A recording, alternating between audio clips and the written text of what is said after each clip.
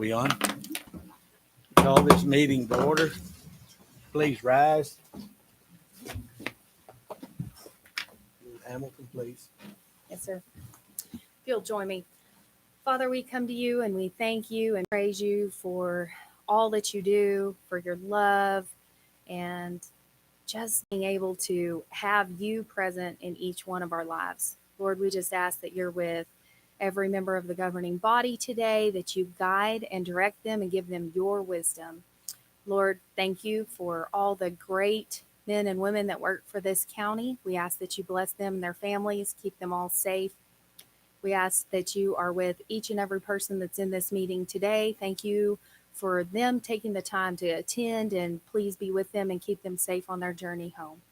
Lord, we just ask that you forgive us where we fail you and guide us and direct us in all that we do and help us to really reflect you each and every day. It's in your son's name we pray. Amen. Amen. I pledge allegiance to the flag of the United States of America and to the republic for which it stands, one nation under God, indivisible, with liberty and justice for all.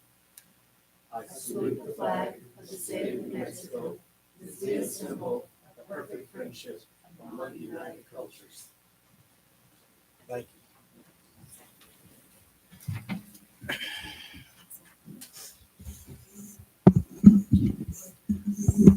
Okay, item 1, approval of agenda.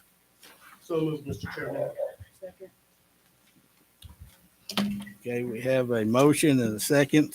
All in favor, say aye. Aye. Motion passes. Approval of minutes. So moved, Mr. Chairman. Motion is made and second. All in favor, say aye. Aye. Motion passes. Public request. Do we have anybody here that'd like to address the commission? Wonderful. First time in a long time. Happy New Year. Okay, item 4, informational items. Constance Williams.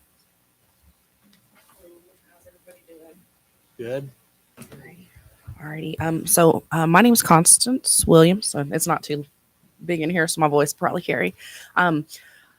Commissioner Dixon and I spoke last week, and she said that it was a great day to come in and do the constituent services presentation, and just wanted to introduce myself.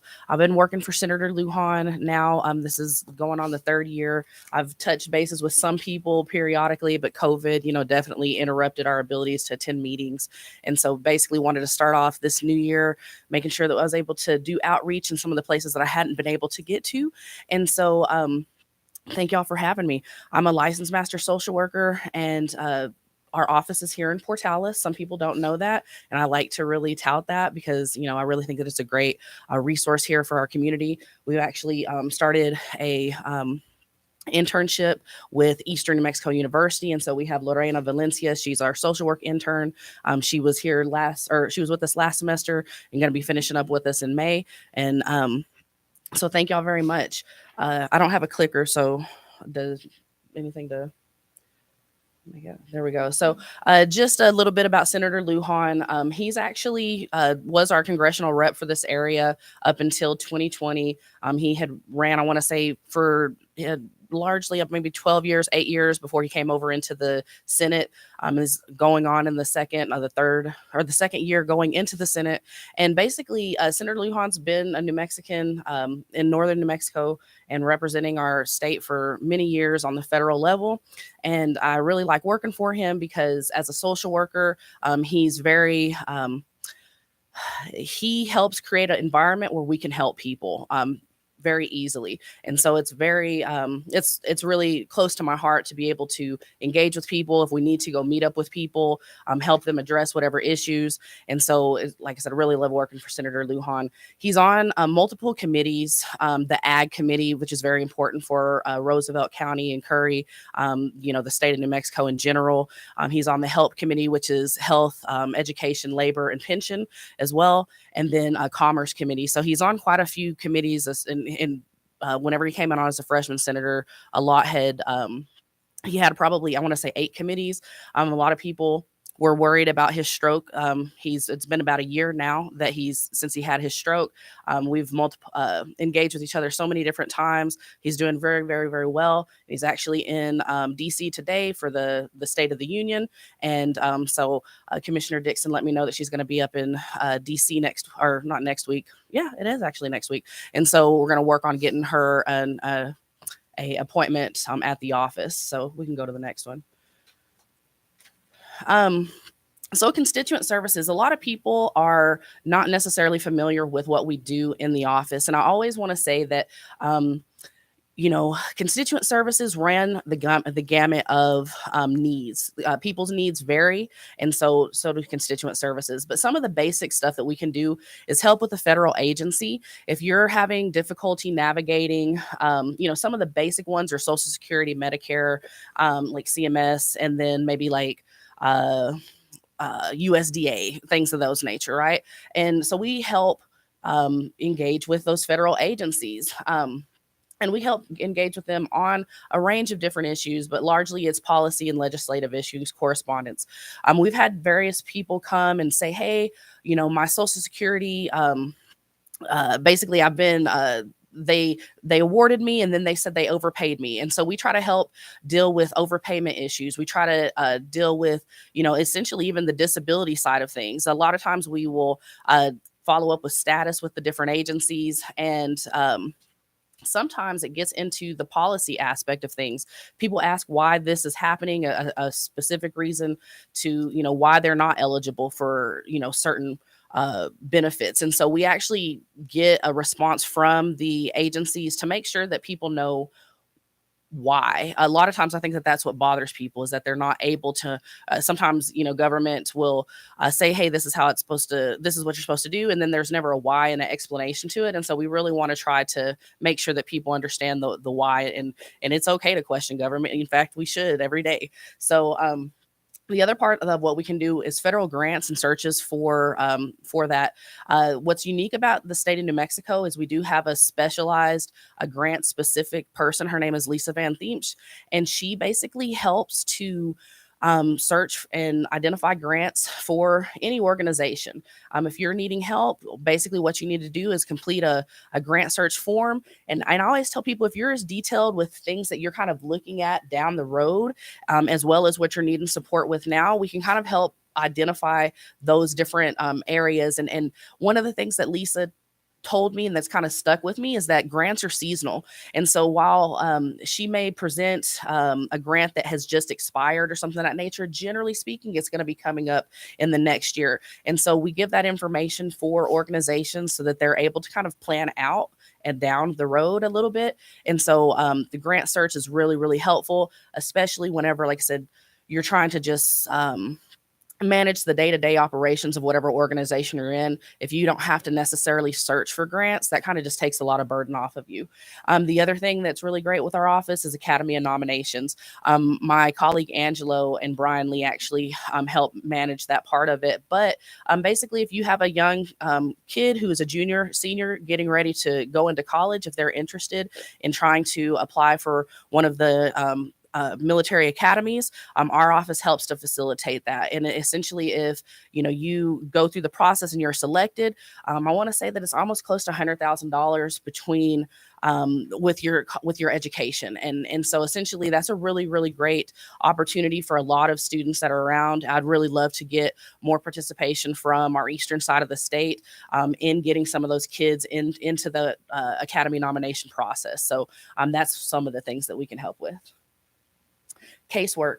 I am in a dual role within the senator's office. I do field work and outreach, but I also do casework. That's my social work side of things. And so, like I said, we help with Social Security, Veterans Administration, Medicare, immigration. We have all different types of ways that we can help. And so, for instance, if you have not received your IRS refund yet, right? Maybe your 2020 or 2021, and you're like waiting to find out what's going on with that, we can actually make contact with our office. We'll reach out to Taxpayer Advocate Service and help get that kick through. A lot of things have happened with regards to people filing paper returns instead of digital returns. And so there's been a backlog. There's probably millions of unprocessed returns still at this point. It's gotten a lot better, but that's one of the ways that we can help. And basically, what I always say is that the senator says, why not? Like instead of being more reserved about what we can help with, he is kind of more open. The only thing that we really don't do, and Amber, if you'll go to the next one, is deal with legal cases. So let me see. Basically, our casework process is you fill out a release of information. On the back side, you write a letter to us about what it is that you're wanting. For instance, taxpayer advocates, they're very specific with their requests because it's dealing with taxes. And so they're saying, hey, make sure that they tell us specifically what year, because otherwise they're not going to go into any of those types of accounts, and we'll have to send the release back to you to get it completed. A lot of times people want to send us a release, but then they're not put their social or their date of birth on there. And I was like, hey, we don't manage that. We don't keep that type of information. So if you really want us to be able to follow up on your case or any of those agencies, they will need that information. And we try to get people to they'll send it to us and then say, hey, no, take down my social security. Like, no, we can't do that. Please just provide us with the form complete as it is, and then we can move forward with it. We will help with local, state, and federal. Like I said, a lot of times it's a warm handoff where we identify what's happening on a state issue, like if it is a behavioral health need, or like providers who are having issues with like getting their claims processed by insurance company. We'll make contact with Human Services Department and or the insurance company directly and say, hey, this provider's in your network. They have, this is what they've showed us. Can you please help, facilitate and help close and basically process their claims? So there's a whole range of things that we can help with. If you'll go to the next one. Disability, a lot of times people during COVID, it really backed up, in which, claims were not necessarily processed within that year time frame. And so what we will do is follow up and have them contact our office if you know somebody that's kind of in this role, where we'll reach out to Social Security. We'll see whether or not it's in the local office, whether or not it's in disability determinations, which is a higher level overview of their claim for disability, and see, hey, check status on that. We've had quite a few different cases that kind of just needed to get kicked, and somebody put their eye on it, and they were able to kind of process. A lot of times with Social Security, I always try to tell people, make sure that they get all of the records. Sometimes people just assume that somebody's taking care of that, and that their medical records are going to be fully and comprehensively given to the Social Security Administration. A lot of times you just have to kind of go through that. And if you have a list of all the different doctors, like I said, that's pretty helpful for Social Security to go through and get those records. If you go to the next one, Amber. Department of Veterans Affairs. The VA is a major one of our agencies that we work with pretty much on a daily basis. I wanted to make sure that that people know about the PACT Act, which recently passed in August of this past year. It's called a promise to comprehensively address promise to address comprehensive toxins. And so essentially what had happened prior to this passing is that veterans who were in Vietnam and had been exposed to, Agent Orange during the Vietnam era, those who were exposed to burn pits during the Afghanistan and Iraq wars, basically it's opened up the eligibility criteria for veterans. And so prior to 2023's passage of the PACT Act, I want to say there were only 2 or 3 areas that the federal government acknowledged had Agent Orange exposure. And so there were many veterans who were disqualified because they didn't serve in that area specifically. And so now that's kind of, it's expanded quite a bit. And so I want to encourage anybody, if you know somebody who was a veteran who applied, even if they passed away, there are still benefits that that their spouses or their children could be eligible for. And so we really just want to make sure that people are aware of this. The other side of it is that if they apply by August of this year, then even if it takes a year to get it processed, the government will go back retro to the passing of the act, which was in August 2022. So it's really important to make sure that people go in and at least send in their paperwork and say, hey, I'm going to, my intent to claim, I'm going to make a claim, there's a whole nother thing about that. I actually did a presentation with some veterans in Clovis on Friday.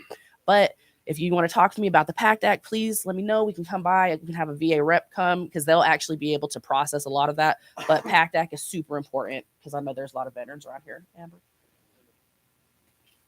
Grants, we kind of talked about that earlier. There's some links right now of grants.gov. Essentially what Lisa does is she goes through that. It's very comprehensive, but then there's also some other locations in which you can try to identify grants. Like I said, we really want to try to take that burden off of you. And so if you are interested or know somebody who is, please let me know and we'll get those forms to you. The other part that's great, and no worries about it, the CRS reports, Congressional Research Services. One of the really great benefits being in Congress is being able to either look at these already pre-made Congressional Research Services, which kind of run the gamut of so many different topics of information, but also if you are looking for something specific that's not on there, our office can work with Congressional Research Services to get that information for you. So again, you're not necessarily having to search for that information. Research is time intensive, and if you really want good comprehensive research, have an expert do it. And so if you're interested in that, please let me know. Basically, like I said, it's all the same process. It's all casework. We need a release of information. If you're wanting to do, if you're wanting help on a specific issue, hey, please let us know on the back of that form. If you're needing help with research, let us know what you're looking at and we'll get that information off to the correct people and get that processed for you. Like I said, the only thing that we can't do is legal matters, and that's just because essentially it's the separation of powers. We're a legislative body and legal matters are dealt with in the court. What we will do is refer out to legal aid and things of that nature. There's been a couple cases where we have made contact with the court to try to get some clarification for an individual, but that's basically the extent of that. Privacy Act, a lot of people wonder why we need that release of information. Ultimately, it's because you don't want the federal government to be able to go and access your information without your authority. And I'm always tell people, like, you want to basically put those boundaries in place. It's there, and so the release allows us to do that, and I think that that's a good thing, because you never want somebody to do anything that you're not that you don't want them to do. HIPAA, sometimes we'll need a HIPAA form signed by you if it's a medical issue, if you're trying to navigate medical pathways. Like I said, we'll need a permission for HIPAA because that's another protected information. If you're not the direct individual, maybe you're a guardian or a power of attorney, we would need that information. Again, we just try to check all boxes and make sure that we're acting within good authority on any needs. Casework outcomes, I really like to let people know that, there's a really great outcomes that come from our office.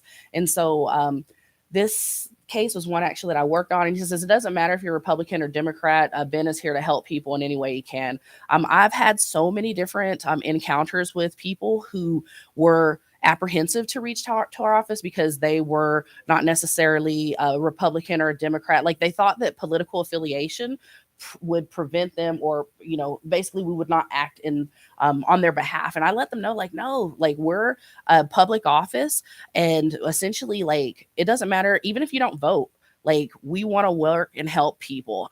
From the social work standpoint, I always want to encourage people that civic engagement is really how we help correct a lot of problems within our communities and government. But you have to engage the process in order for that to happen. We don't know that a problem's happening unless you let us know.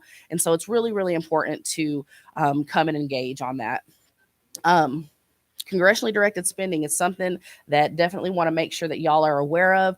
We're going to be putting out a preliminary form in the next week or so that we're asking local governments, organizations to notify our office of what you're looking to accomplish. Congressionally directed spending it's been quite a few years up that it had been essentially disbanded. They restarted it about 2 years ago. So this is going to be the third year. We're looking for fiscal year 2024 for applicants for this. So the senator has been able to be, there's pretty much, I don't know how many millions of dollars came in this last year. I know that the, like the Lyceum Theater with Clovis got, $500,000. There's all different types of ways to access federal funding. They're not huge projects. They're not, $15 million projects. It's usually, $1 million or less. But we definitely want to help with that. If you have questions, if there's any projects that Roosevelt County is looking to lift off the ground, that'll be helpful. I know that part of the behavioral health regional facility is kind of in the works within the state level right now, and there may be some opportunities to kind of help support that through CDS. So if you're interested, please let me know. We can get a appointment set up with our legislative liaison, which they're definitely on detail with all of the different stuff with regards to CDS.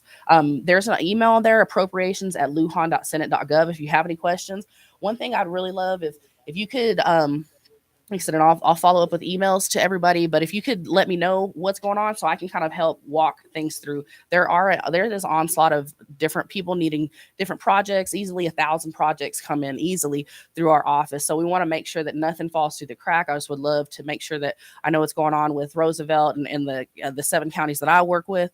And so helping make sure carry that through is very important. The last one, I think. So these are all of our, social media access points, I guess you'd say. And I think there's one more. There we go. So we have 5 offices right now. The Albuquerque office is getting ready to come online. I never knew how difficult it was to get a Senate office set up until I actually started to work for the Senate. The House is a lot easier. Part of the reason that we have an office here is we just kind of took over from Udall's office. And so it would have been much more difficult if we did anything other than that. I love being here in Portales. And like I said, a lot of people just don't know that this resource is here. And so yes, we have one in Portales, and I think it's really great. So if y'all need anything from me, we're actually right across right across the street from the post office, right across the street from here, right at the Economic Development Center and across from the public defender's office. So if you need anything, please let me know. And otherwise, like I said, give me a call. And I think there's one more, and it has my email right there. And then that's my cell phone as well. So I usually, right now the phones are going to DC. I always give my cell phone out so people can get a hold of me locally. The phone lines will be getting ready to come back to our offices at stateside. So we're trying to make some modifications with stuff. So if you need anything, feel free to give me a call. I'm generally available. If not, leave a voicemail and I'll get right back to you. Thank you very much. Does anybody have any questions? No, ma'am, but I appreciate this Yes, sir. time you spent for us. Yes, sir. And please let him know we're thinking of him and we want to see him soon. So come visit us. Yes. Sure. His family. For sure. He was here in August of last year, Right. and we were trying to hit up the 33 counties. That was his goal, to make sure that we touch bases. He had a stroke. He finished up the last 2 counties, and so it's going to be like, let's go back around. Okay. So Tell him hello for us. we'll do. What was the email address? It's Constance. But no, on his appropriations. Oh, appropriations. Is it at appropriations at Ben Ray No, appropriations at lujan.senate.gov. at Lujan? Yes. And so any questions that you have, send them our way. And I would like to say thank you very much, because I know you've helped me on several different things. And you helped me when my dad had his stroke and was stuck in Nevada, and you with the VA, and helped me get him back here. And I greatly appreciate that so much. And also I've seen you at several different prairie chicken meetings and different things like that. So I also appreciate y'all's support on our agriculture and stuff like that. Thank you, Commissioner. Thank you.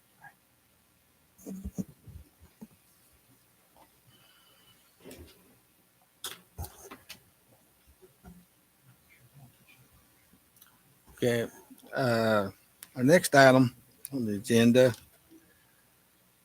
is Resolution 2023-06, and it has to do with our audit. And I don't believe our people are here, so we're going to just move it down the agenda. And when they get here, and it works for them, works for us. Is that okay? Good enough. Okay, we're going to 5B, consideration resolution 2023-7, budget adjustment for the third quarter financial reports. Part one, Lily, you're up. Good morning, Commissioners and Chairman. We have several budget adjustments for third quarter, part one. Some of the budget adjustments include the increase of liability insurance to actual, $31,755 increase to sheriff's budget, and $24,725 to the detention budget. Another significant adjustment is the $160,000 budget adjustment to the juvenile and adult housing cost. This has been averaging about $30,000 a month. This adjustment will hopefully suffice for this fiscal year. Included also in the budget adjustments are adjustments to the American Rescue Plan Fund for $90,000 to account for increases in the projects we had released for ITBs in the HVAC upgrades and detention center external renovations as quoted on their bids. This amount also includes a request from our sheriff's office if he wants to join in. Morning, Mr. Chairman. Morning, Commissioners. So the request for the $5,000 is going to be to just do a little bit of renovations at the sheriff's office.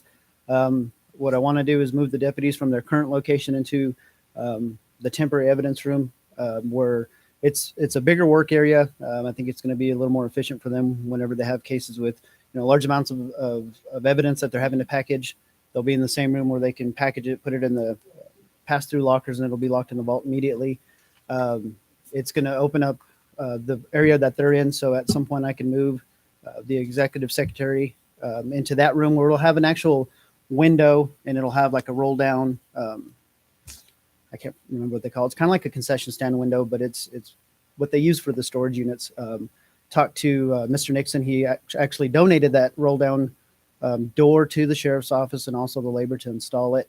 I've spoken with Ramsey for, using detainee labor to strip out the carpet in that room. That room wasn't renovated whenever we moved to the sheriff's office from our old location. So we're just trying to update it, redo the flooring. Ramsey already actually had their detainees go in and paint the room. So it's starting to look really good, but we're requesting that $5,000. That way we can complete the renovation and use the ARPA funds for that. And I'll stand for any questions if anybody has any. No Mr. Chairman, questions? I'll move to approve agenda item 5A, resolution 2023-07, budget adjustment for third quarter financial reports as presented by Liliana Rivera and our Sheriff Javier Sanchez. Okay, I understand what you said. That'll be 5B instead of 5A, Oh, my bad. I have it here at 5B, so I said it wrong. but I'll Mr. accept the Chairman. rest of your speech. Second that. Motion been made and seconded to approve 5B. Is this a roll call or is this a roll call vote? Mr. Lee, Roy Lee, how do you? Yes. Tina? Yes? Yes. 4 yes votes, motion passes. Now we're moving to 5C, consideration resolution 2023-08, New Mexico Department of Transportation resolution establishing road priorities for the state. This is Hamilton. Yes, Mr. Chair, Commissioners, this was the updated resolution that was included in your packet following the discussion from last meeting and last month. And those other additional roads, I believe, were all added as requested. So I would stand for any questions. And if I didn't hear back from anybody on any edits, so at this point, hopefully it's prepared for y'all's approval. I think that's good. Mr. Chair, I move to approve item 5C. And I'll second that. Again, roll call vote. Mr. Lopez? Yes. Yes. Yes. Yes. 4 yes votes, motion passes. 5D, consideration resolution 2023-09, authorizing the county to submit an application to the Department of Finance Administration, Local Government Division to participate in the local DWI. Mrs. Reed. Yes, good morning, Chair and County Yes, ma'am. Commissioners and county officials. I think I've done this now. This might be my 5th year or 6th year to come to you as we're working on FY23. We also in February and March have to start FY24, just like budget and things that the county does for the next year. And so this resolution is part of the requirement that county accepts to be our fiscal agent. And there's a couple other forms later on. So it's just paperwork for that application. I believe our distribution estimate for this coming year, it's a little over 124,000, which is based on the liquor excise tax. 45% of Roosevelt County's liquor excise tax comes back to the county for the DWI program. And so there's a formula that our deputy director goes through to determine what is estimated for each county. And so we operate partly on that. And then we also will apply for grant money because certain counties, they're the 3 biggest counties in the state, their formula, if they used a normal formula, is so huge, they can't spend all the money. So they're on a little different formula. And that extra money goes into a pool. And the rest of the smaller counties can apply grant money for grant money out of that pool. So last year we applied for about 100,000 and we got 100% awarded. And so we'll apply again. Don't know if we'll get that award the same, but we operate on distribution money and then grant money. I'd stand for any questions. Mr. Chairman, I move to approve agenda item 5D as presented by Ms. Darla Reed. Second. I have a motion and a second to approve 5D. Roy Lee? Yes. Yes. Yes. Yes. 4 yes votes. Thank you. Motion passes. 5E, consideration resolution 2023-10, repealing resolution 2015-51, which imposes a booking fee on all detainees booked in Roosevelt County Detention Center. Shayla, Ms. Hamilton. Yeah, so I'll get started, Mr. Chair, Commissioners. This is just something that was implemented back in 2015. We have tracked it, generates actually a very relatively small amount of revenue. We were hoping that it would offset some of the burden that the county absorbs for facilitating the detention center. But with it being so low and with the trend now actually looking to repeal such a booking fee, we're just asking for the commission's approval of that so that we can handle this administratively now within the facility. I agree. So within the facility, we charge $20 booking fee for each detainee as they're a new intake. It's not generating very much, as Ms. Hamilton stated. So we're just looking to repeal it and no longer charge them.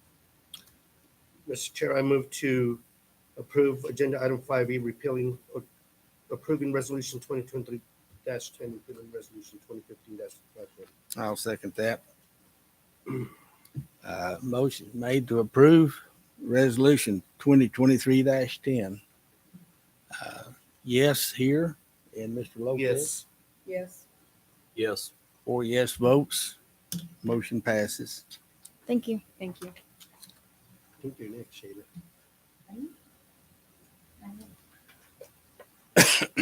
Moving on to item No, it's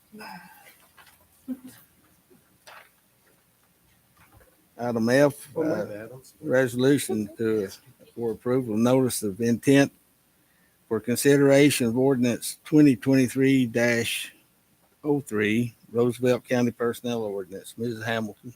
Yes. So, Mr. Chair, Commissioners, what was included in your packet is the notice of intent. All we're asking for is the Commission's approval so that we can advertise our intent to update this ordinance.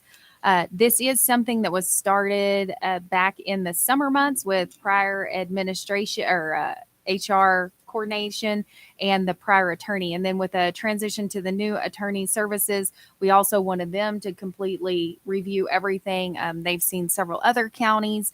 We knew that they would have a different perspective as well. So all of this has been noted, and actually the the edition that's been circulated has all the changes clearly notated. We did our track changes so that it's easy for y'all to see all of those. And Miss Bagwell, I'm sure, has some other things. It's been a long labor of love over the last few months. So Good morning, Chairman, Commissioners. I provided the personnel ordinance to the department heads and elected officials last week for their review to see if they had any substantial changes or noticed anything that they might need to be made. I haven't heard back if they have any changes as of yet, but we still have a month to make any changes. As the laws and regulations change, we're forced to update and change our ordinance, our personnel ordinance, to stay in compliance with the said updated and changed laws. And so we're just requesting approval so that we can advertise our notice of intent so that we can keep it updated, since it's a living, breathing document that has to be updated regularly. Thank you very much. I'll make that motion to approve resolution 2023-3. I'll second. Motion made and second. Tina, how do you vote? Yes. Roy Lee? Yes. Yes. Yes. 4 yes votes, motion passes. And now I think we're going to go back up to the top on resolution, or at 5A. Lily? Yes, good morning. Again, Chairman, Commissioners, we have Rufino and Bobby Cordova from Cordova CPAs for our FY22 financial audit. If they have any closing statements. All right. Well, good morning. Good morning. We apologize for being a little bit tardy. We hit well, we would consider it a blizzard, but many wouldn't. So it was kind of slow from Albuquerque to Klein's Corners. My name is Bobby Cordova, and this is my associate Rufino Rodriguez, and we were part of the team to audit Roosevelt County for fiscal year 22. The period we examined was from July 2021 through June 2022. We've prepared a condensed presentation. Rufino is going to cover the material, but I just wanted to say thank you for allowing us to serve Roosevelt County. Thank you to Amber and Liliana, Leo and their team, because putting up with the auditor isn't easy. Well, we put them through a lot, and so thank you guys for your hard work.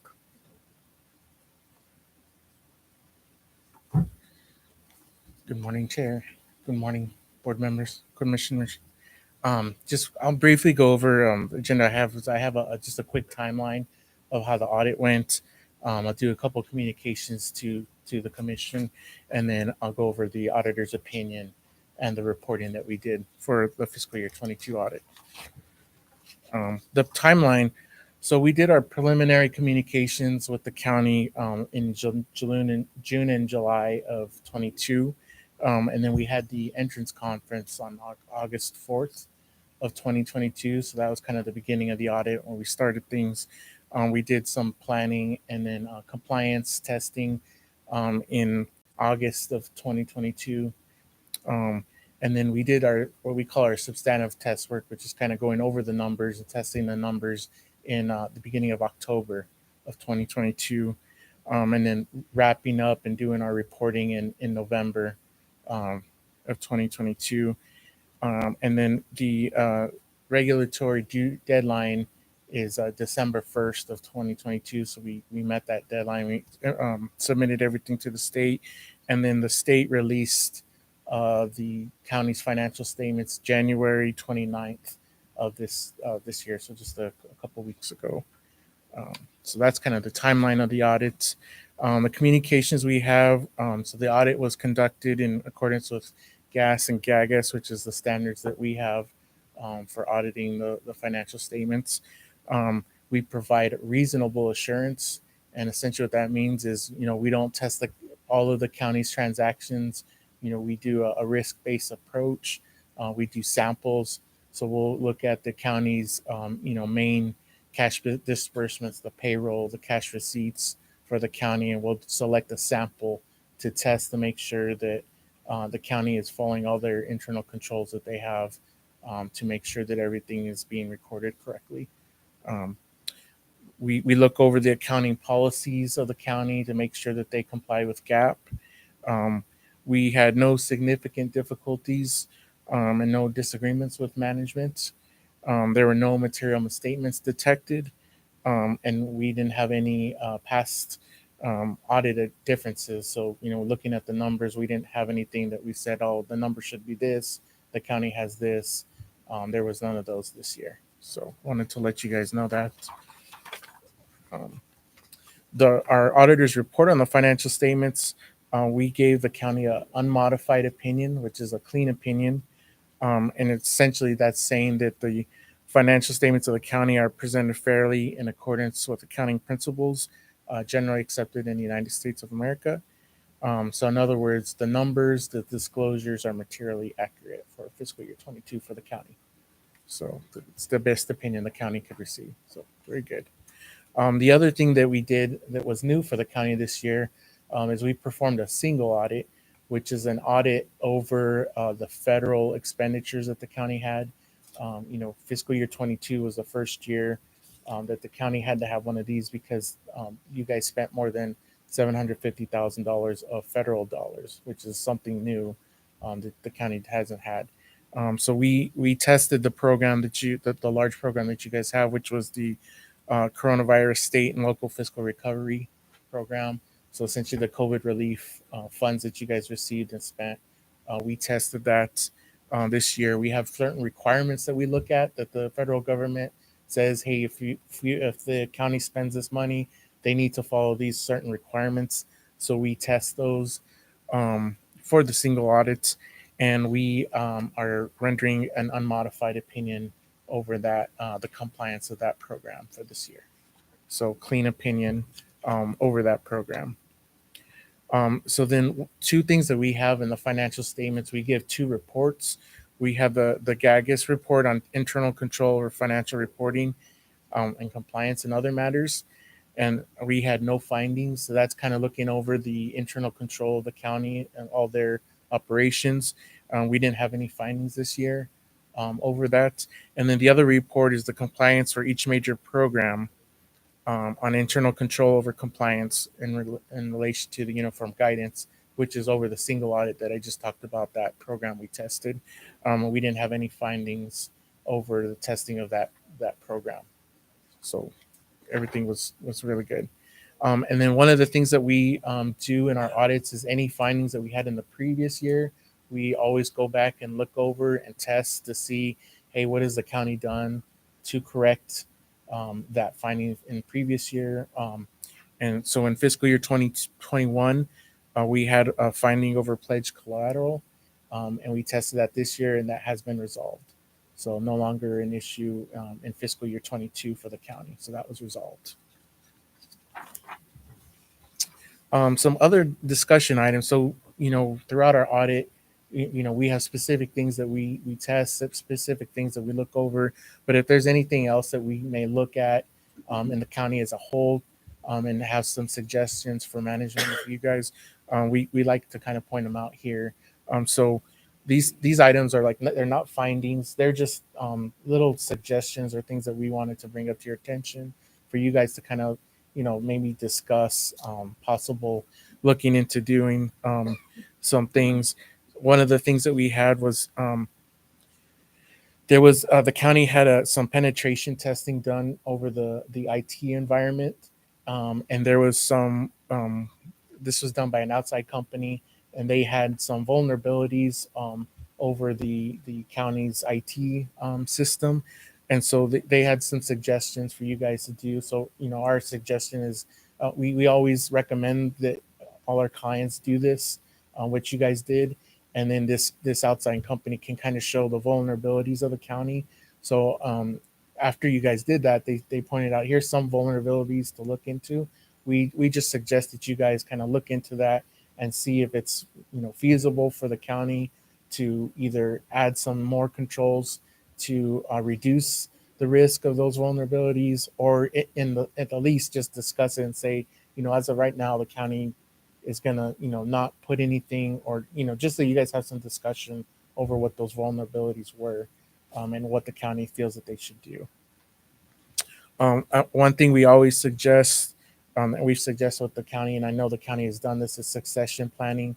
So making sure that if somebody were to leave in management at the county, that there's somebody that's been trained, cross-trained. So if that person left, there wouldn't be an interruption in the county's operations.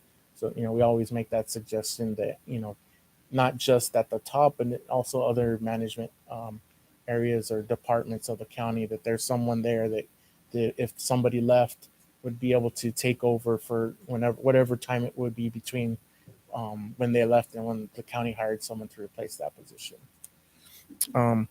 We also felt that the county should perform an annual inventory of the assessor's office and at the sheriff's department of all items that are below $5,000. So the county already does an inventory of all the fixed assets, which are any equipment, buildings that are above $5,000. But there are, computers or things that are below that amount that as of right now, there's not a formal inventory being done. So we just suggest that in the future that the county look into maybe doing that, just so that, all that kind of equipment or anything else that those departments have is accounted for, and the county knows if, hey, where is this, or what, where is it located? Do we still have it? Or is anything missing? So that's just a suggestion that we have that you guys would discuss. And then also the last one we had, the capital asset maintenance and depreciation schedule within Encode. This year there was a little bit of not an issue, but there's a little bit of sometimes where certain assets aren't in code, weren't exactly matching the county's records. So just some improvement on kind of that flow would be good. Nothing that, like I said, nothing that caused the finding. All the numbers were accounted for. Everything was accounted for. So we didn't have a finding over this, but it's just something to look into the future of maybe making sure that is all congruent with each other.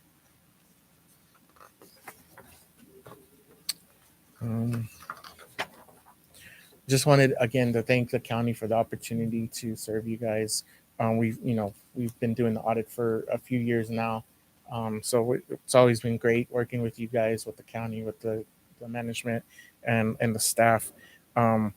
We're available all year round, so if there's any questions, I know Amber and Liliana know, and they'll know that we're available.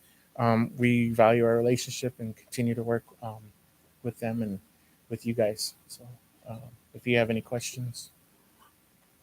Thank you very much. And I want to thank you for your hard work, your professionalism in our audits. Just appreciate it. Thank you. And Mr. Chairman, I'd like to echo what you just said to these gentlemen. Thank you for being here. And thank you for, in the most part, giving us really good news. And in all honesty, it's great news. But I do want to mention the suggestions that you gave, which I had 3 written down. Is that something we could take care of, Amber, internally without it being like an agenda item where we can need to address the IT situation, the inventory with the lesser than 5,000 on the assessors and sheriff? Is that something you can get with the department heads or elected officials to take care of? We already without? have.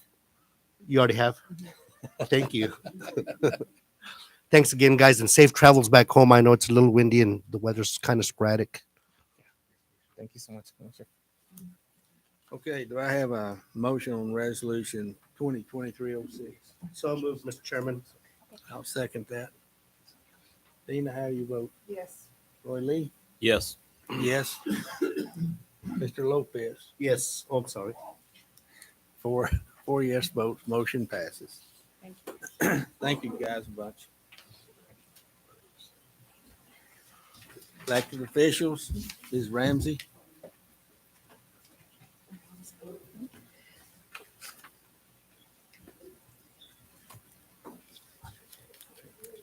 Good morning, Chair and Commissioners. For the detention report, I have the facility at 42 this morning, females at 6, males at 36. We have 3 out-of-county detainees. Total number of bookings for January was at 48, and our releases were 52. We had 13 transported to other facilities. For billing, I have Chavez County at 900. For Quay County, I have 4,650. For juvenile that Roosevelt County has paid for the year is $223,145. MAT program, we have 15. We have 4 on medications. We have 9 in GED, and we just hired 2 officers. That's all I have. If I stand for any questions. Oh, I was going to wait for the next one. Our ADA van showed up yesterday. We had one of our supervisors go and pick it up. We have it outside for your viewing when you guys are ready to look at it. We're very excited, and we're actually going to show it off to our other shifts tomorrow when they come on shift as well. So Y'all recall this is over 3 years of order before we saw this transport, and it is fully ADA compliant and accessible. It'll be primarily for use with the detention center, but the sheriff's office would be able to utilize it in the event that they had an ADA transport need and everything. So it's wonderful show and tell after the meeting, because we were just excited to see it finally here. And the other great news is it's 2022. So I think we ordered it 2019. yes, ma'am. But then the chip kept getting delayed. So we're excited that we didn't receive a 4-year-old vehicle. So we're very happy to have it here. It'll help with liability, no doubt. Did it come with a pair of gloves? I got gloves. I got plenty. Thank you. Thank you, Shayla. You also need the restricted housing report. Oh, I thought that was on a different section. For year, sorry. Let me find it.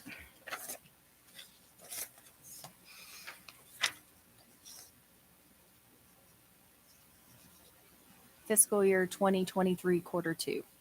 Okay, so for fiscal year 2023, quarter 2, we have 0 in restricted housing. Thank you. That's pretty special. Thank you. Lily? Okay.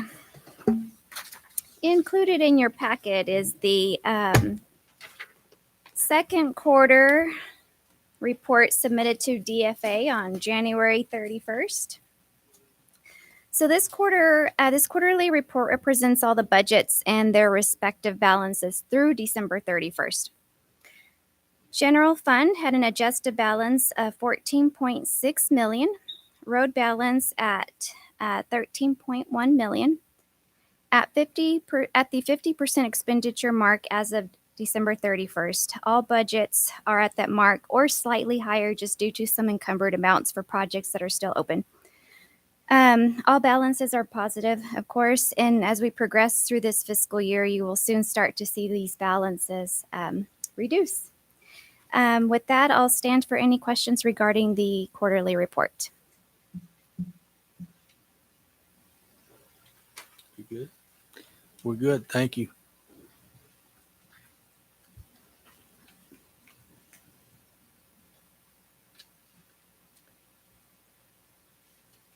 I'll move to go into meeting, Mr. Chairman. Second. All in favor, say aye. Aye. We're now in the engine meeting. Go ahead, Carol. Okay, so this report, we have 51 claims for $38,227.83. I recommend 44 for approval for $34,193.83 and 7 for disapproval for $4,034. Fedco Emergency Physicians, 6 approved claims and 4 disapproved claims for $2,056.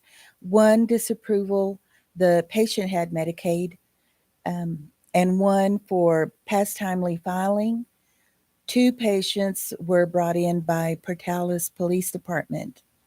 Roosevelt General Hospital has 24 approved claims for $20,859 and 3 disapproved for 3 patients were brought in by Portales Police Department. Covenant Health Systems, 1 approved claim for $6,000. Plains Regional Medical Center, 1 approved claim for $331.05. Concord Radiology, 10 approved claims for $250.10. University Medical Center, 1 approved claim for $6,000.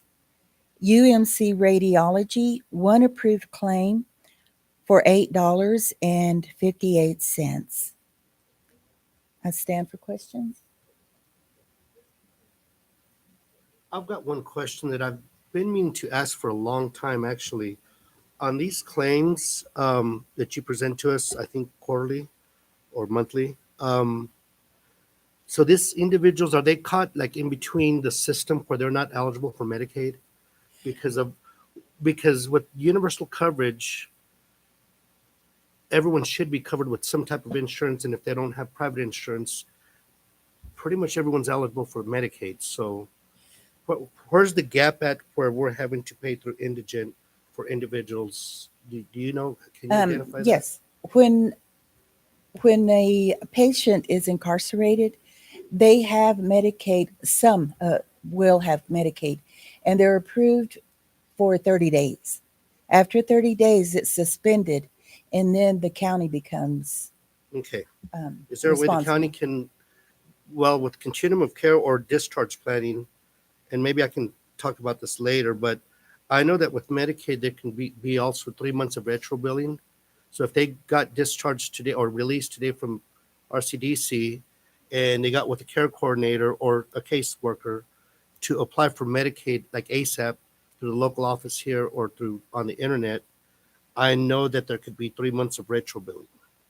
Not that I want to do away with the indigent program because it's an awesome program, but I'm just thinking, I don't know, that gap, there's still a 3-month retro payment that you could bill Medicaid. is what yes, I'm getting at. and that still stands. Okay. As soon as they're released, their Medicaid has become eligible again. They've become eligible again for Medicaid. But we're still having to pay their bills through.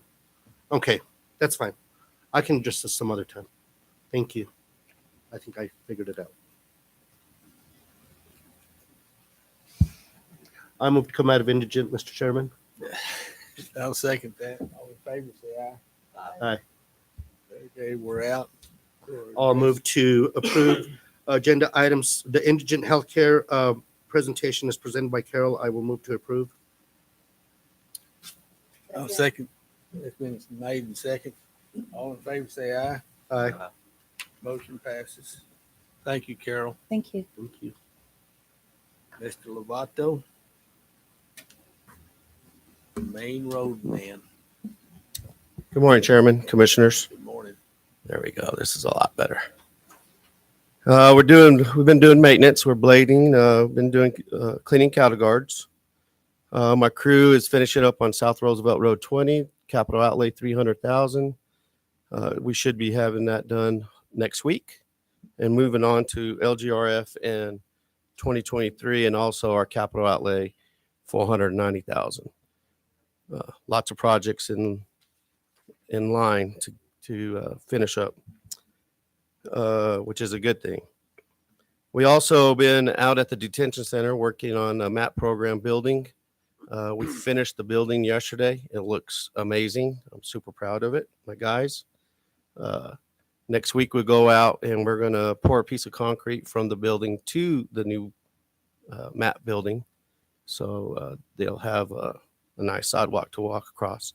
And we'll have that done next week for Miss Ramsey so she can get her accreditation done. So that's a good thing. She's been pushing me, and Miss Hamilton too. It's a good thing.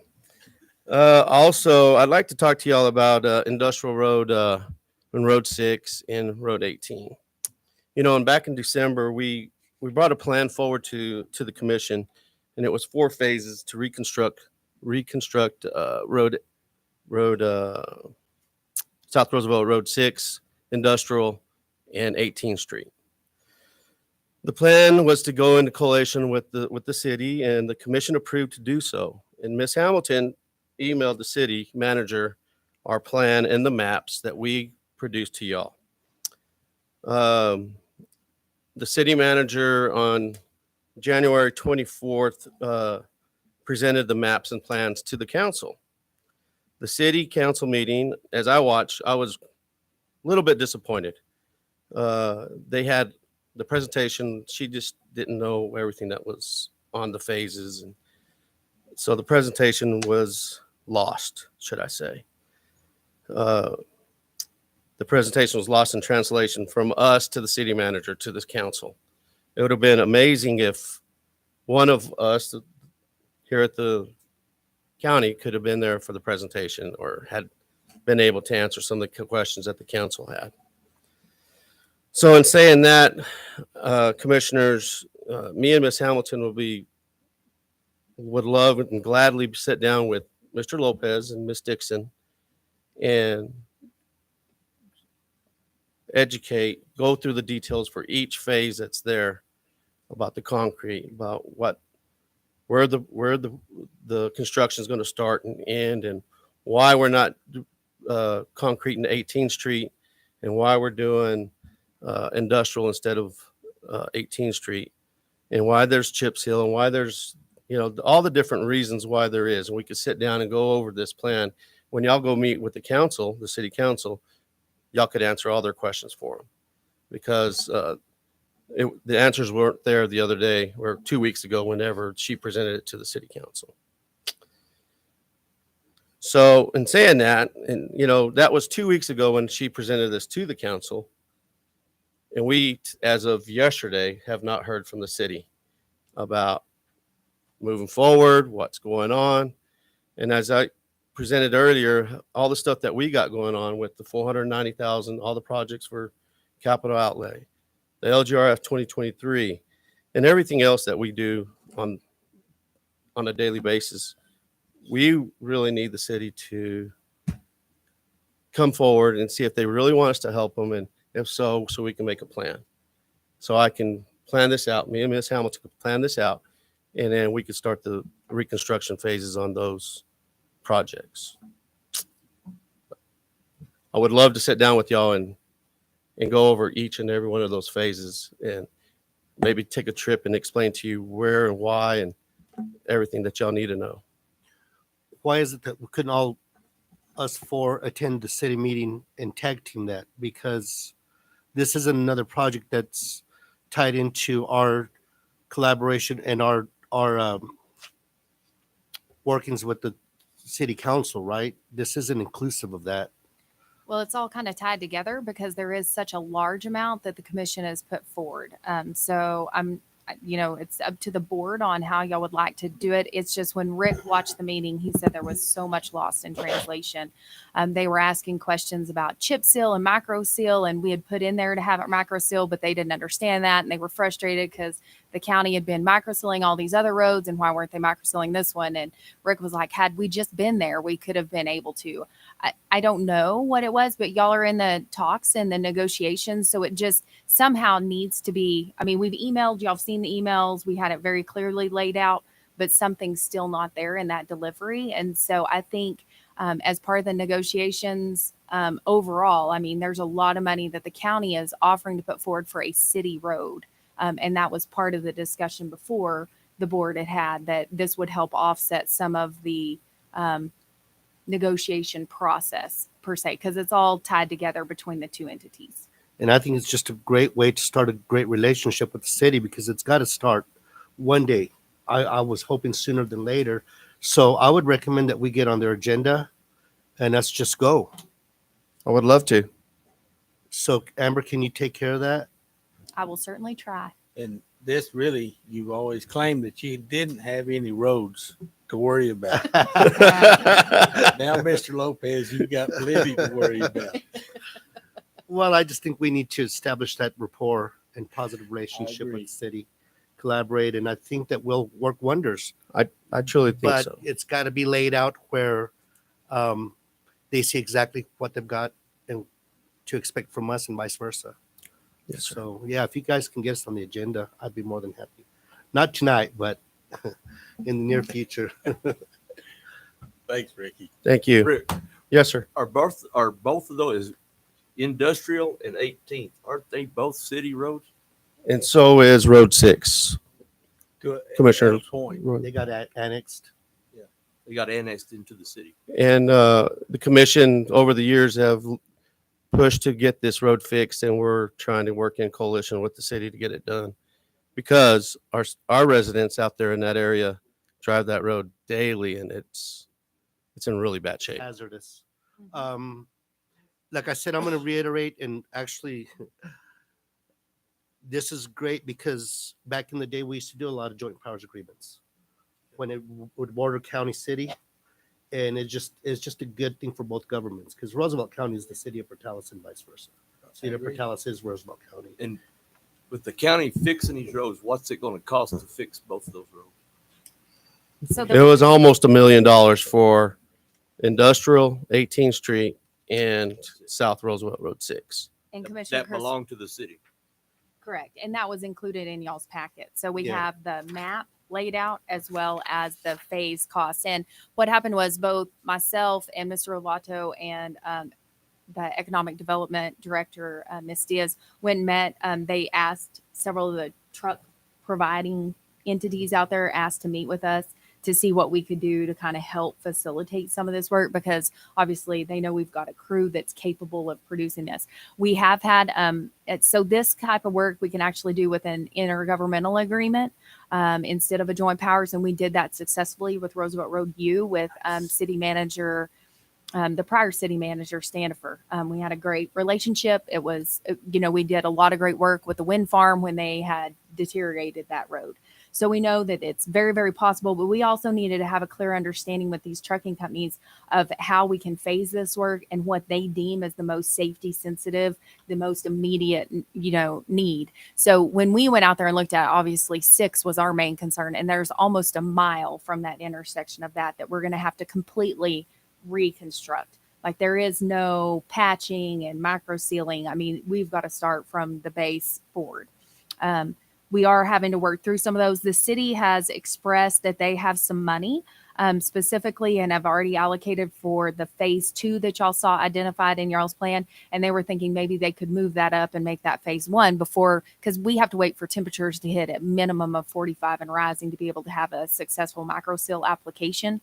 So to be able to do that, if they can do concrete work before then and they can knock out their phase 2 part of this, we just need a combination of understanding of what the city can put forward with their budgetary pledges, as well as what the commission can do, and then where the shortfall is. And if any of these private entities are able to partner with us, this is something that Commissioner Lee started before of, hey, we've talked to some of these trucking companies and they might be willing to be at the table at least and consider it. And so that's what we're just trying to get to a point where we can identify what each entity is able to bring. And I do know, you had asked if the city council or the city had this on their ICIP. There are some roads listed. Some of those listings are very vague, so there may be some ability for funding and everything. And I know Commissioner Greider had mentioned this to Senator Engel, and so he is somewhat aware that this is a need in that area as well. So there could be a way to have some allocation coming out of the state that is specifically marked for this project too. Y'all set up the meeting, get on agenda, the city council for y'all 4. Have y'all talked to Mark Myers and DFA about going to the city council with y'all too? See if y'all can't work something, get them included with them being the trucking companies? I would suggest that Mr. Myers wouldn't go with us. He's a little frustrated right now. So maybe as a just standing in the back, maybe, but not. I don't know if he was to speak there. Well, and honestly, the agreement right now is trying to just get the city to commit on what they are willing and able to partner. And then we've got to get an agreement because we can't touch the road without their approval. So we just need it to get started. And we need them to understand what the proposal is, what the ask is. Again, we provided all this. It just seems that this information hadn't been disseminated to their council like it has with the commission. And so that's where we're hoping, since y'all are meeting with the council, y'all can make sure and ask those questions and really make sure that they're getting the information. Go ahead. Dennis, I was thinking that if we're going to be in these negotiations right now, I think from this point forward, maybe it would be better if we make it a point to attend the city council meetings just in case there is something that maybe we could be there for or whatever, because I think we're going to have follow through with whatever we do. And I think that a lot of things are getting lost in translation or interpretation. Things get interpreted one way and meant a totally another way. And so Well, I agree 100% with you, Commissioner Dixon, because once it gets to the ears of a third party, Mhm. a lot of things can change. Right. Between the actual meeting, formal meeting, to whenever others start hearing about it. And that's why I was hoping that even Councilwoman Cordova and Councilman Heflin would have been here for agenda item G. That's down the, that's down. right, I agree. I On think the- we need to all start. Yeah. So I would agree because everybody needs to be on the same page. Miscommunication is not good. Well, and some of it, they need to be educated. I mean, we deal with roads of some form, and we've got a great teacher, and they don't evidently. So we understand a lot of the process that Rick tells us that they need to happen and what we need to go through. So there could be a little bit of difference right there. So, thank you, Mr. Lovato. Thank you. Appreciate it. Thank you.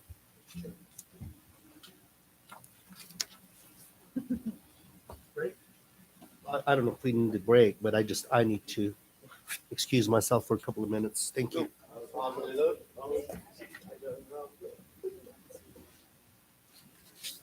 Okay, we're down to our manager. Is she in the room? Mrs. Hamilton, of Okay. course. So I am excited that we attended the New Mexico County's winter conference, and we were again awarded the audit accountability for the fiscal year 2021. There are some other ones that are up there. This was our 6th year to be recognized for the audit accountability. Definitely a team effort by all of the department heads, elected officials, and employees. Ms. Sanchez and Ms. Rivera take the lead on so much as it pertains to the financial performance of the county. So it's really a wonderful thing to see that the county is recognized for our financial practices and policies and everything that we have. And it's great timing to actually be able to coincide that. I know several of y'all were at the presentation and everything, but to hear that we have another clean audit coming, that's just fantastic. So it makes all of us feel good because we know what their job is, and we also know that there's always room for improvement. So we don't expect perfect years every time. They're going to find things. And so that's when they found some of the things that they had kicked up on and made suggestions for, we've already addressed, so that it's not an audit finding in the coming year. Our safety team also takes a great lead in making sure that we do our monthly RAP training for risk awareness program that New Mexico Counties puts out. Everybody completes the training, and we were again awarded the 2022 RAP award because we have completed year 9 of the program, and that's been a commitment for everyone here at the county. So really excited about that. And we had taken down a lot of those because of the renovations and everything. So Mr. Spinks is going to make sure that we have those up before the next meeting in his spare time. So that's great. And then also, we were not aware that we were going to be receiving an award through the chamber banquet. And I know Miss Park was there to actually accept the award, thankfully, on behalf of the county, as most of us were either in Santa Fe or traveling back.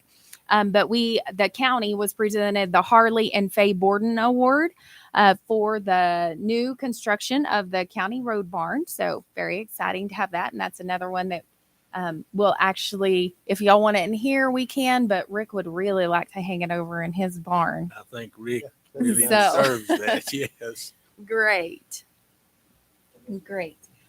Just a couple of other things to run through before I get to the legislative update.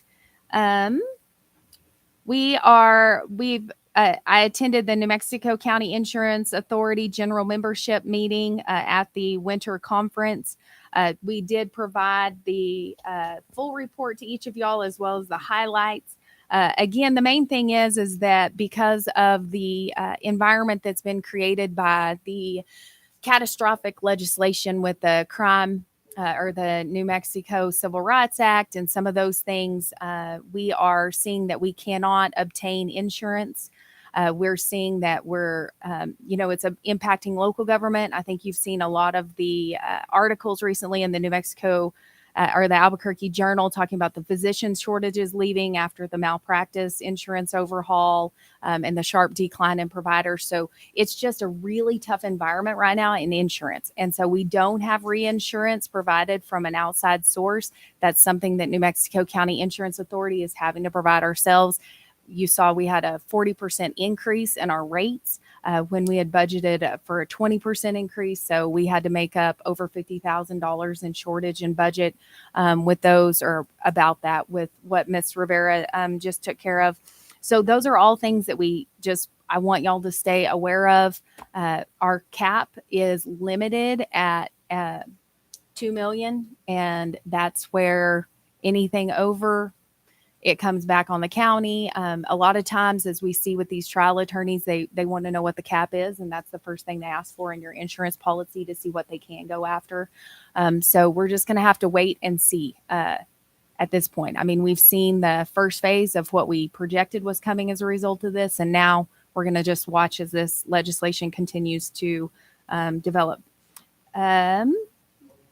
We have actually received the congressional district request from Senator Heinrich's office.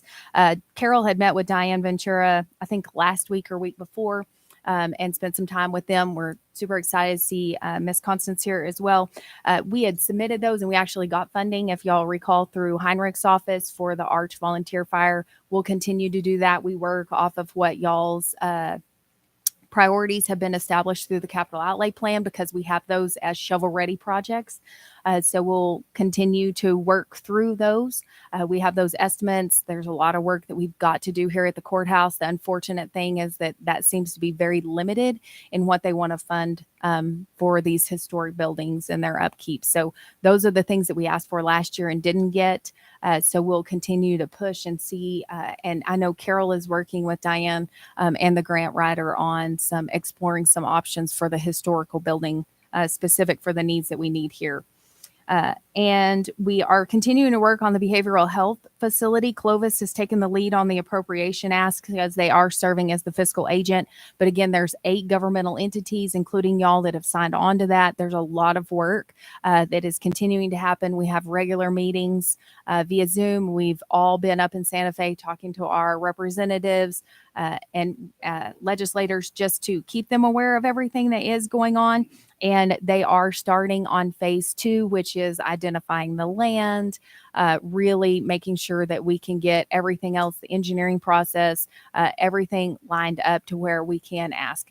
The appropriation ask that we're looking for this first year is going to be about $20 million from the state to get us started with the engineering, getting the drawings, doing everything that we can.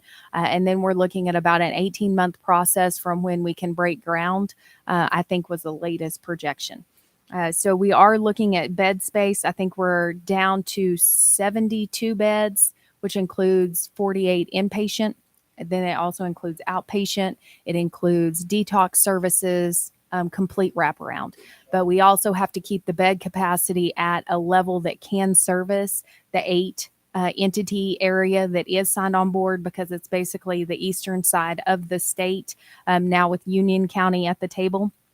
And we also have to make sure that we set it up for success for operational, that there is enough bed space that they can bill out to make sure that they can cash flow so that we can get that public-private partnership in there. We have interviews ongoing. So we do have 1 in process for administration, 1 in process for the sheriff's office, which leaves 1 open. And we have 3 in process for the detention center, and we'll be working to fill 4 openings. And then the detention center is in the process of reaccreditation. We've been waiting since last fall, y'all remember, for our inspection, but they have scheduled that for the week of February 20th. So we're really excited to get that done and appreciate Gary and his team, Rick and his team, they've all been working so hard to help Administrator Ramsey get every little punch list off that checklist. So we're excited to see all of that happening. Okay, so that's it for that. Now to touch on legislation. There have only been 677 bills introduced at the state legislature as of last night. And I think Senator Ingalls says it best when he says when they're not up there, we're all safer. But, you know, he just makes me laugh. So in that, we've had 5 bills that have passed the first house, and that's all been in the house. And then 1 has been sent to the governor of the law. The feed bill type stuff has moved through. 316 have been introduced in the House, 361 in the Senate. Thankfully, February 16th is the deadline to introduce. So after that point, then at least we'll know what we're dealing with. We've already had to start playing defense, contributing a lot of information on FIR reports. The clerk has shaken their head because they have been very busy with election bills and everything that pertains to the clerk's area and everything like that. So y'all have seen our NML, the New Mexico Legislative Review, we're sending out bill reports so y'all can see what we're tracking. If you see something that's not on there or you hear about a bill that just is dropping or something, please let us know. But some of the things that we are continuing to watch, there is some stuff that has to do with the DWI distribution bills and the percentages and the allocations. And so we're watching those. We have a lot of clerk bills. House Bill 7 talks about the reproductive and gender affirming healthcare, which is the one that would be basically used to offset the abortion ordinance that y'all adopted in terms of the federal restrictions. HB 24 was one we've been working on the last week. It has to do with cities and counties being taxed with private sidewalk maintenance. And one of our biggest arguments has been for these small municipalities, villages, towns. They would then inherit this enormous potential financial exposure of providing ADA sidewalks rather than private businesses being required to do that. So we've expressed those for the fiscal impact report and everything. We're also very concerned about this minimum wage and what they're trying to do in terms of increases and such, because of course it has every impact all the way through all of our pay plan, as you know, because you can't have compaction within your rates. You have to take it all the way through. So when we look at one of the bills that was introduced is taking it from 12 to 16 an hour. It's just trying to understand what this is going to do here. But then we provide that, and then we also talk about what it's going to do to our local businesses, because we're going to see the cost of food go up. We know that we're going to see employment go down because they're not going to be able to afford. So really just trying to make sure that we're advocating for everyone here, and that the Chamber of Commerce, Economic Development, all of them are aware of these kind of bills. We share that as well so that they're all hopefully at the table. We have several pages, so I'm just trying to hit the high ones. There's a couple of bills that have been introduced trying to restore qualified immunity within the New Mexico Civil Rights Act. It's very much an uphill battle at this point. We do have several bills. House Joint Resolution 2 wants to enact 60-day legislative sessions every year. Senator Ingle had kind of warned us about that when we met with him up there. And so that's something that I think we're probably going to see come forward. We've been working, New Mexico Counties has been working diligently on emergency medical services and the fund distribution. I know that our executive director, this is one of her passion specifically. So Senate Bill 23 talks about those distributions, and I know they've been working through those. Probate, Senate Bill 248, that is something that the probate judges are looking for to help with the administration, jurisdiction, and funding. And I think Judge Terry briefly touched on that when he was in here, and that legislation has been introduced and hit as well. And there's a lot others, but I just highlighted the key. So please look for those. If you have any questions, let me know if you want to see more details or anything about those that we're monitoring. The end. Thank you. Thank you. Anybody have any questions? You have anything to good? I'll add all mine. Real quick on the probate initiative, did we write a letter of support, finally? The probate judge issued his letter. Yes. Thank you. Is that it? That's it. Okay, moving on. Get this out of my face. Okay, going on to new business. Consideration of budget increase for Commissioner Dixon attending the National Association of Counties Legislative Conference in Washington, D.C. Mrs. Dixon. Yes, I am on the EELU and I would like to go to DC. Well, I'm going to go to DC, but I was asking for a budget adjustment to pay for the trip. I have prepaid. I did my conference registration and I thought that the amount was on here. It's somewhere. I sent it to Miss Hamilton. I think it's 700 and something was my conference registration. And then I've emailed that to her. And then my plane ticket was $416.96. And then as far as the room goes, holy Moses, they are really expensive. So I have partnered with Vicki Marquardt from Otero County to share a room to cut the price of that in half. So I have submitted all of this. It's, I believe, just under 2,000. Did you receive? I just gave you. Okay, because I don't know. I thought my paper had the amount that the conference was. It's 700 and something. I sent that to you, and like I said, the plane ticket was 416. The total price of the room for, and I have receipts on the room and everything, so it's just under 2,000 for the whole stay, and I have receipts for everything.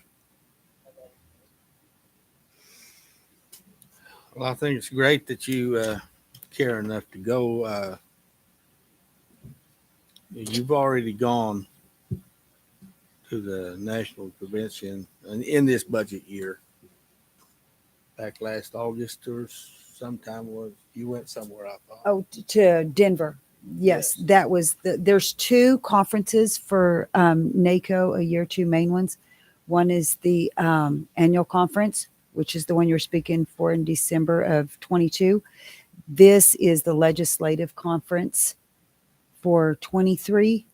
There will be another one, I believe it's in July, is the other annual conference, because they have two a year. So this is the first one for 23. Also during this conference, I know it's jumping ahead, but it's also some of the stuff on the lesser prairie chicken and stuff is some of the stuff that I want to deal with when I'm up there and that we're going to work on. And I know that's an item down here later, and I'll touch on that in 2 items from now. So, Mr. Chair, Yes, sir. this is one initiative that I had always wanted to do, but because of certain conflicts and it just didn't pan out, especially when I was with the Association of Counties. For us to have representation, especially not just New Mexico, but our county, especially when there's going to be issues that we're going to be dealing with in the near future, I would highly recommend that we have representation. And the reason, and not just for anyone, not just for any commissioner. I don't think I would be worthy to go at this point. I just wouldn't be worthy only because I'm not as involved as Commissioner Dixon is right now. She's going to know about a lot of things. She's very highly talked about with the top management, with the Association of Counties, New Mexico counties, with the president on down, with the board members, with a lot of other entities, because they're always letting me know that she represents us so well. And to have an opportunity for one of our commissioners to actually go and be able to not just lobby, but meet with, like we stated earlier, to meet with our local representatives, whether it's Heinrich and Lujan and the rest of them, I think is just nothing but advantageous to us. So I'm going to support this. I think that we're at a point post-pandemic where We can afford to have representation.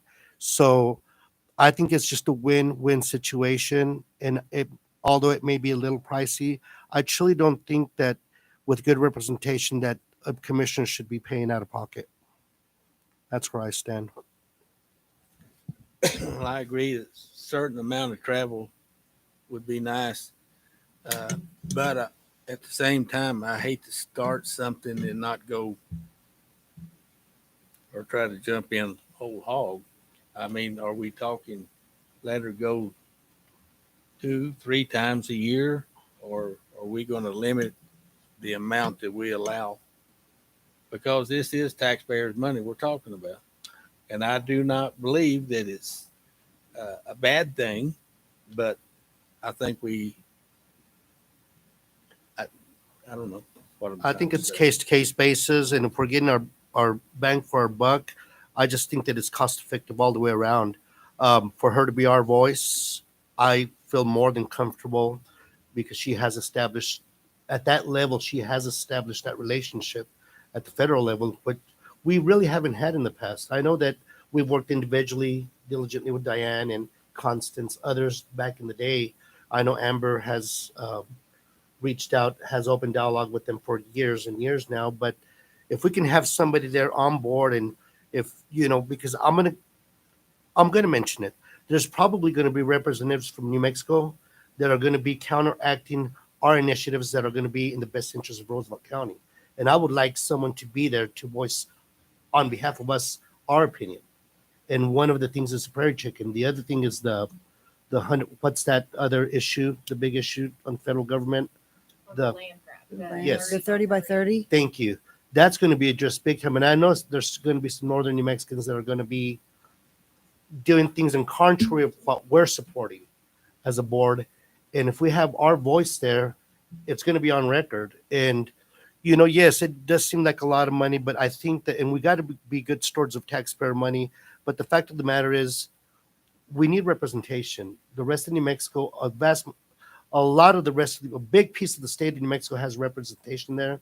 And I can't recall ever having a Roosevelt County commissioner representative at that level of the National Association of Counties. I would have loved to have done that. It just so happened when I was on the board, the Association of Counties, New Mexico Association of Counties, but I just wasn't privy to it. It just didn't pan out. But for us to have the opportunity now to probably even in the future have our next first ever, I'm hoping, and I'm going to mention this, Commissioner Dixon, she may have a good chance of being our future president of the Association of Counties. I'm going to support it. And I know a lot of other people are going to support it. And maybe I shouldn't be throwing that out. Maybe I'm speaking too prematurely. But we have a lot of good things and a lot of good representatives in this part of the state. Lee, Curry, right now, I know they're representing up there. And why can't we, if it's financially feasible?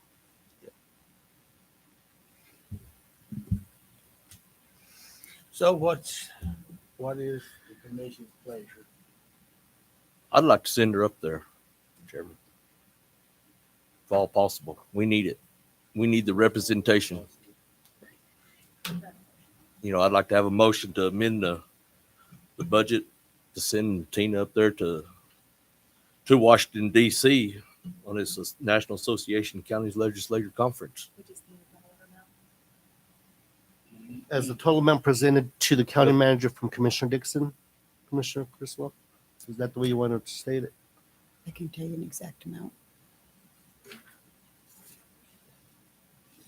I'll have to.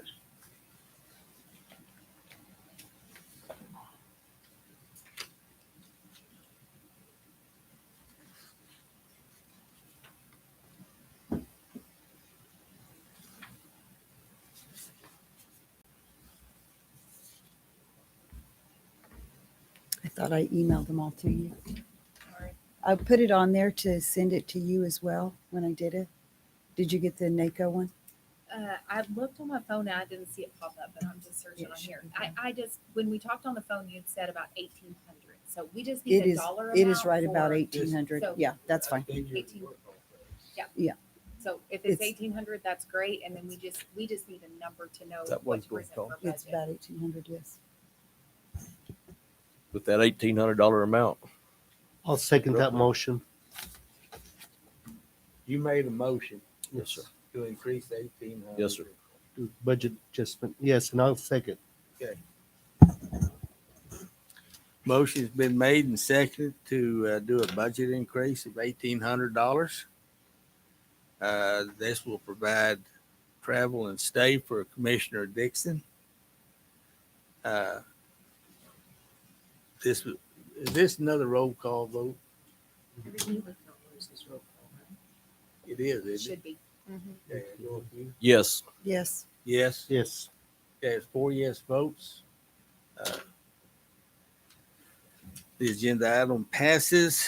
We're now moving to item B, consideration of budget increase to purchase in-stock utility vehicle for $40,000 for Shayla Ramsey.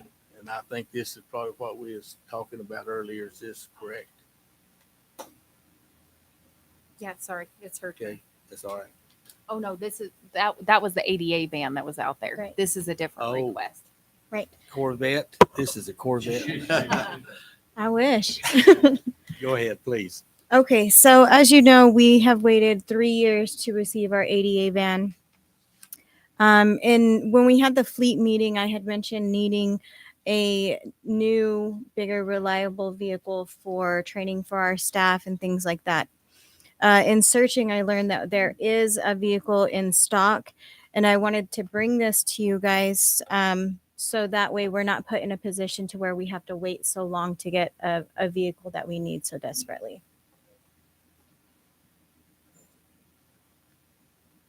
Okay, well, I will make a motion to approve the budget increase to purchase this in stock. I'll second. And Mr. Lopez? Yes. Yes. Yes. Yes. 4 yes votes, motion passes. Thank you. Moving on to item C.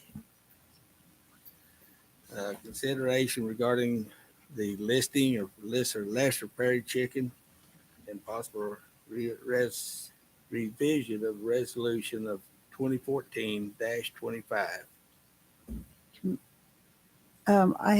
I would like to request that we actually table this one until the next meeting. I have talked to Manager Hamilton. I was on the phone with Howard for quite a while yesterday.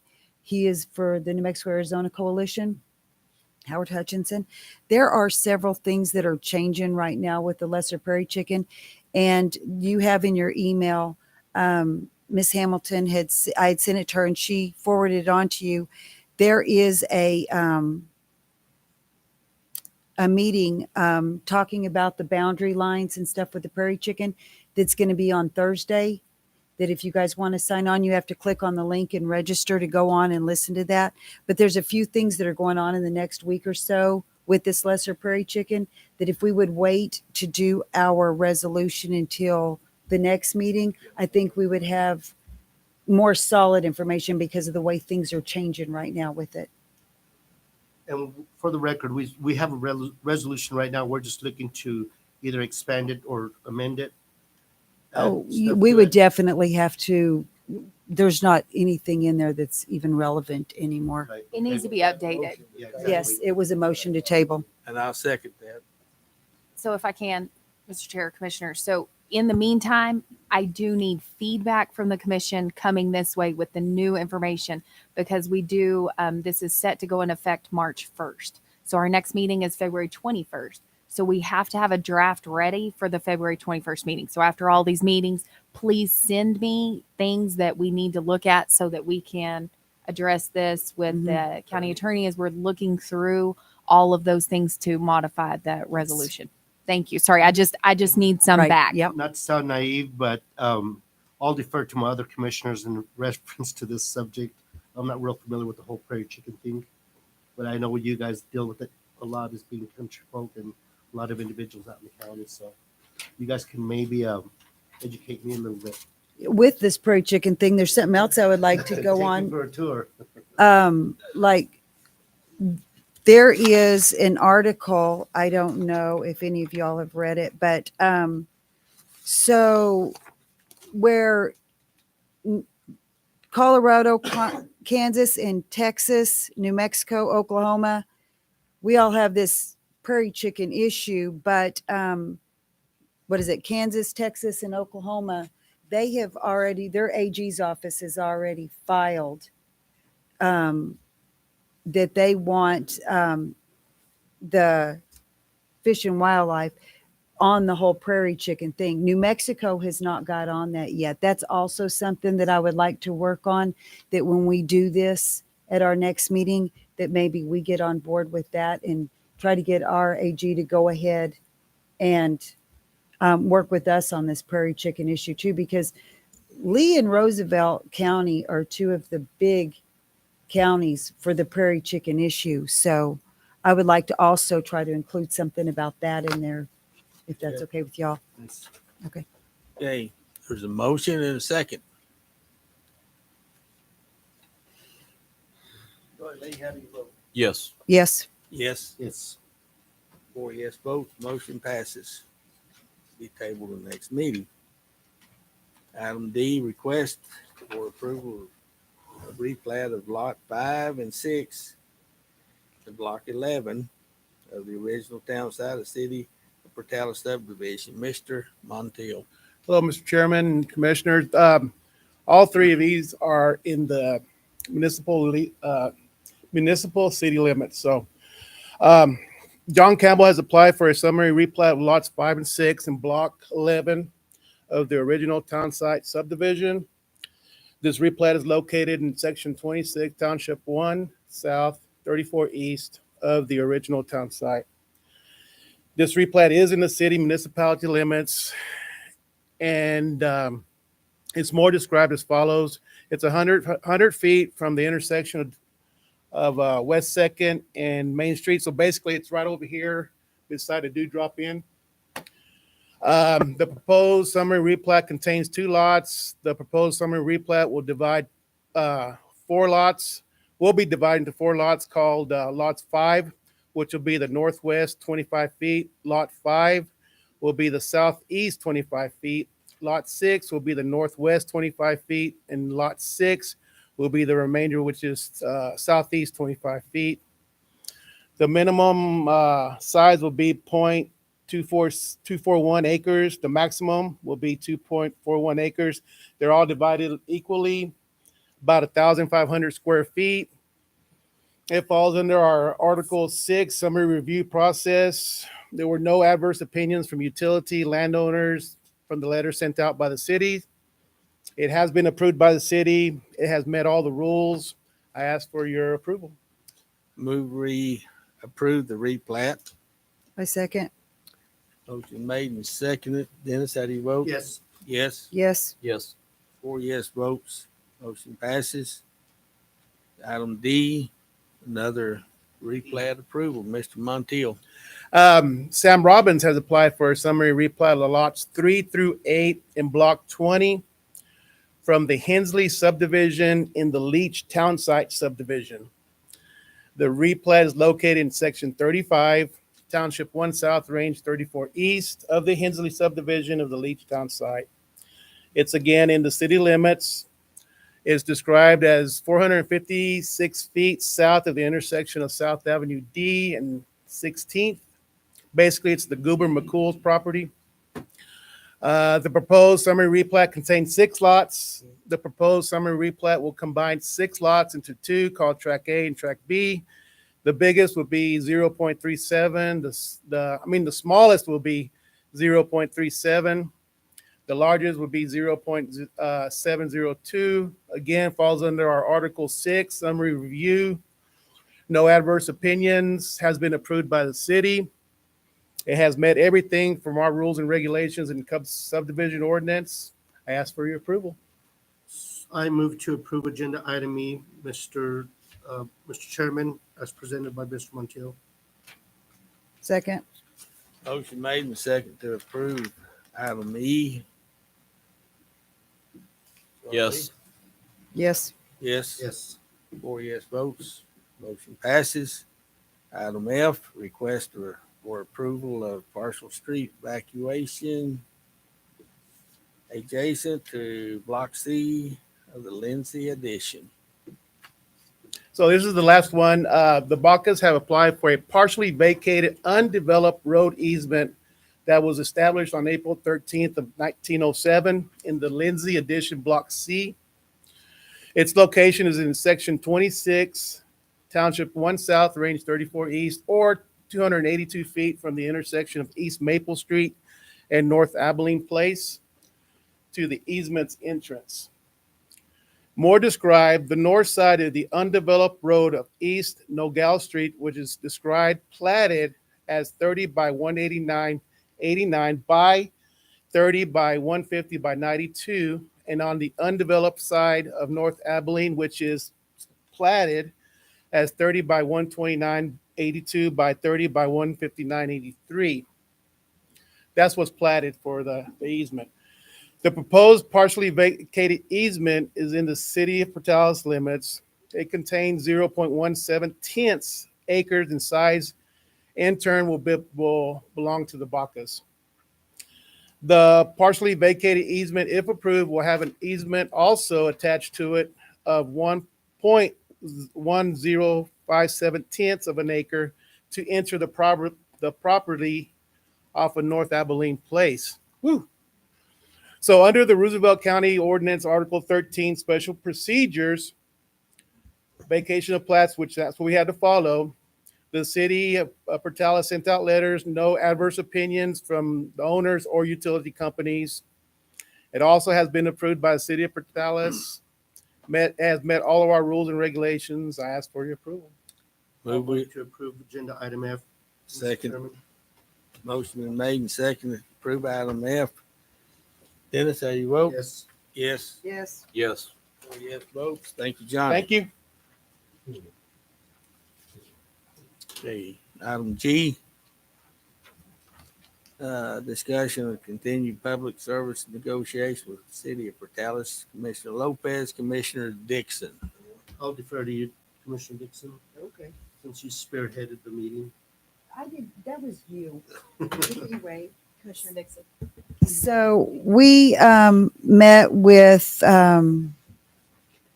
Heflin and Ms. Cordova, and we tried to talk about everything as a whole, and that's just way too much at one time. So we tried to knock down one thing at a time.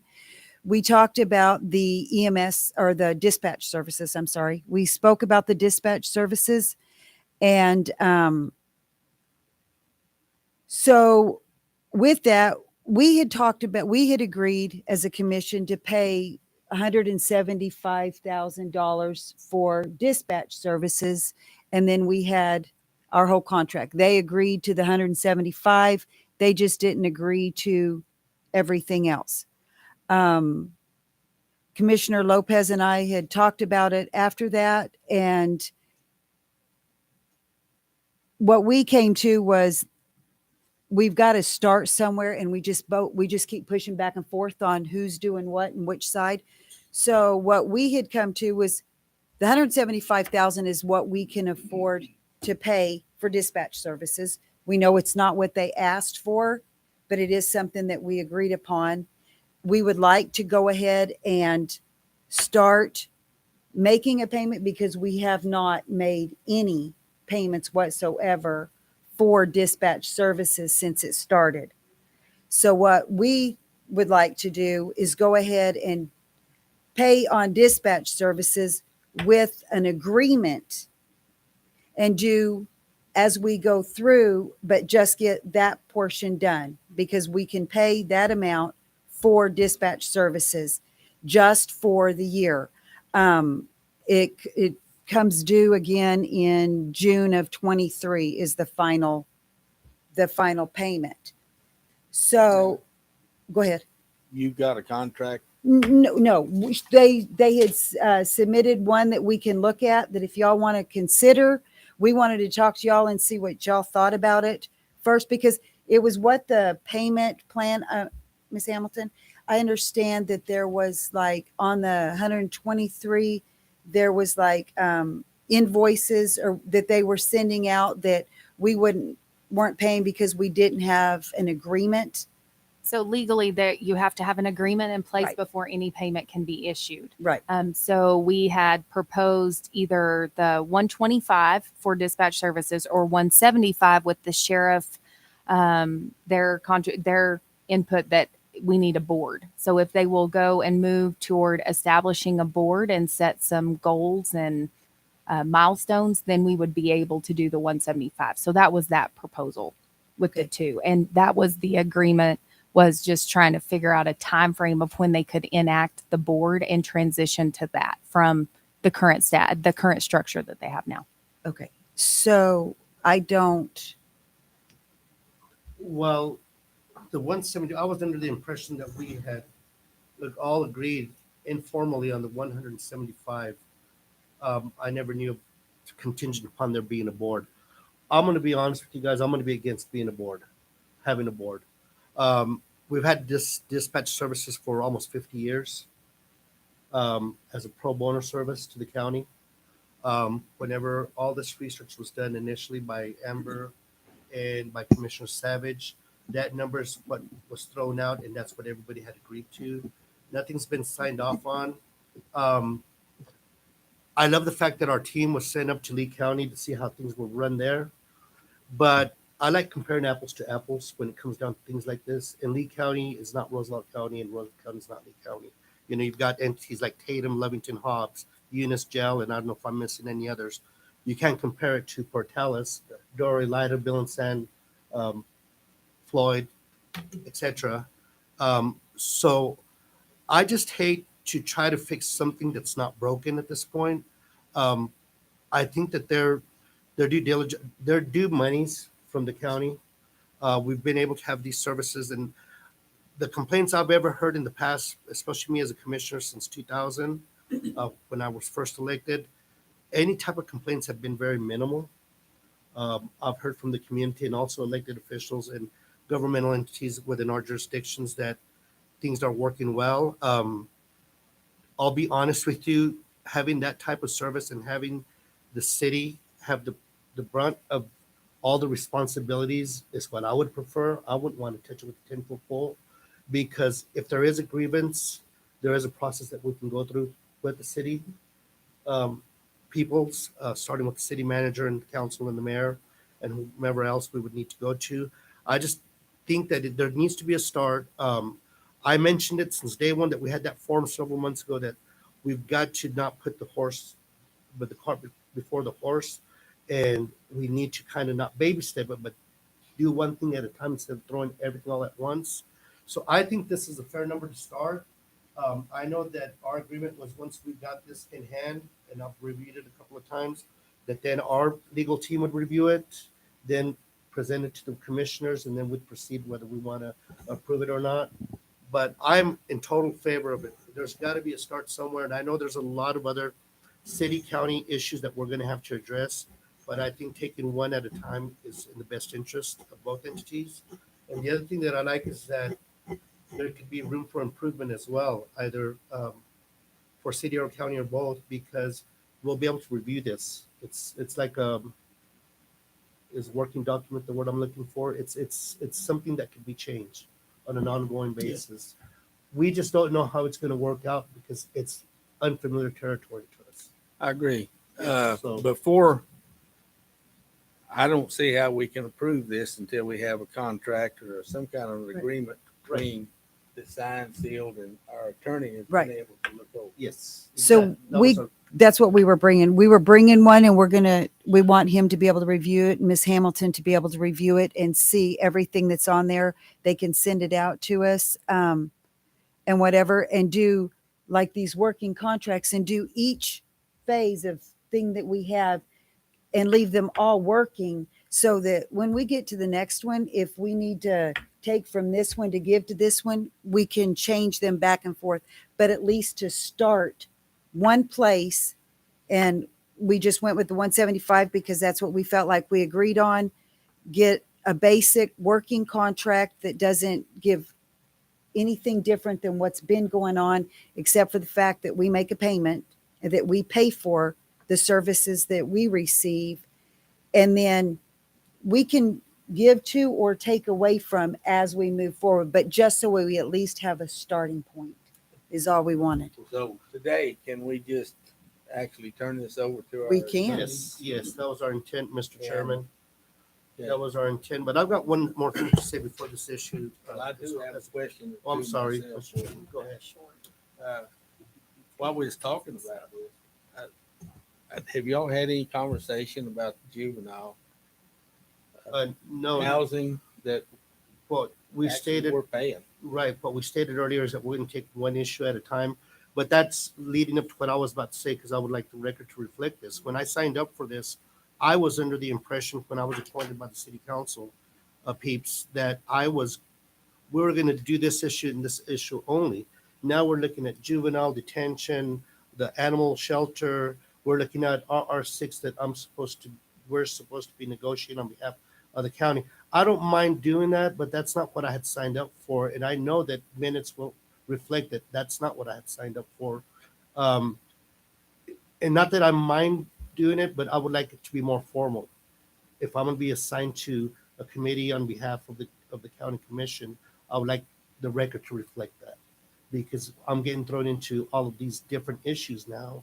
And like I said, it's not like that I don't want to do that. I love working with the city and collaborating, but I would like it for it to be more formal, because I was truly under the impression that this was the sole issue that I was going to be assigned to by you guys to deal with the city and trying to remedy something with dispatch and dispatch only. And now there's already 6-7 issues that are coming up. See, including- actually, I thought it was the city that asked for you and Ms. Yes, they Dixon. did. They did. Okay. They did, but I didn't know, I was under the assumption that it was for this issue and this issue only, to address this issue, get it remedied, and then we're done. Okay. So if I would ever, you quit laughing. But anyway, yes, so I just need the record to reflect that. I think we have one person that wants to address. Yeah, Mr. Chairman, if I may. So going back to just the dispatch issue. So I'm a big proponent on a board. I think that's something that we need to get to at some point in time, and maybe not immediately, but it's something that we need to start working on. One thing, this commission doesn't allow somebody else to pick the manager for the county. So I think the Board of Dispatch should be able to look at hiring their own director that's going to run the dispatch center as it is now. And I know you say it's not broken. It is broken. And they do the best that they can, I believe. But even like our office phone, our 4408 number, it doesn't even get answered after hours at lunchtime because we don't have anybody to man that phone 24 hours a day. Back in the day, we used to be able to roll that over to dispatch. Dispatch would answer all our non-emergency number calls, and then they would dispatch the deputies. As it is now, those phone calls don't get answered. And I know people are supposed to call 911, but a lot of times they don't. They do have an emergency. They call the office, and then they can't get a hold of us. So little things like that can turn into big things. I think that board could address those things, just like this board does here. There's issues in the county, and y'all are elected to the board, so y'all can address issues like dispatch and roads and everything else. So I just would really strongly recommend that at some point there is a board that oversees that dispatch center. That way it alleviates some of the issues. At this point, I mean, I agree with you that it may be something that we could look at in the future. But for today's purposes and how far behind we are on this whole initiative and this whole agreement, we need to get started somewhere. And I just think this is a good start because it's up for review at any time we want to review it. The city county can go back and say, okay, this amount, it is working, things are working, but now we want to look into having an oversight board.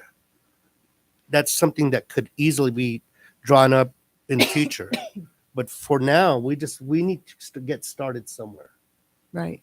And I agree. And what you were saying about the calls not being answered at the end, I do know that is an issue because I know people call me. Well, I've tried to call the sheriff's office, but nobody answers. Okay. So with even this basic little agreement that we have now, since it is still the 175, but it's not a board, we're not having the board put in place right now. That is something because I'm sure that by the time legal looks at it, there's going to be a couple things that you're going to want to change. Wording you're going to change. I understand that, correct? Okay. So that may be something that we could actually put in there that could happen now since there's not a board, but just little things. But I want it to be, just basic working document so that we start somewhere, and it's just to start making a payment for that. Then we've got this part done when we have something to work against the next time. So when we work on detention, when we work on whatever, it's going to be taken from here to give to here, taken from here to give back. And by the time we're finished, we can have a full JPA or whatever, but we can do it with little agreements as we go. And I think it's going to take give and take on both sides to get it started. And then once we get it started, we can go back and rework the different documents. But if we don't start somewhere, we're going to still be stuck. Okay. Okay, as far as taking any action, I think we will actually have this on our next, hopefully, Okay. meeting. Yep. That sounds good.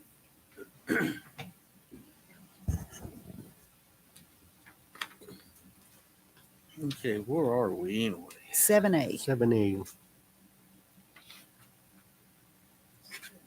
Does somebody have that on email? That I do. I'll email there's it not to you. much there, but whatever. That's all it there, is. But yeah, That'll be a just, starting we point, I said think. basic, plain, and we didn't want any extra because it's just an original, just the beginning agreement that's workable so that nobody's tied into anything, but we do have the services through the year.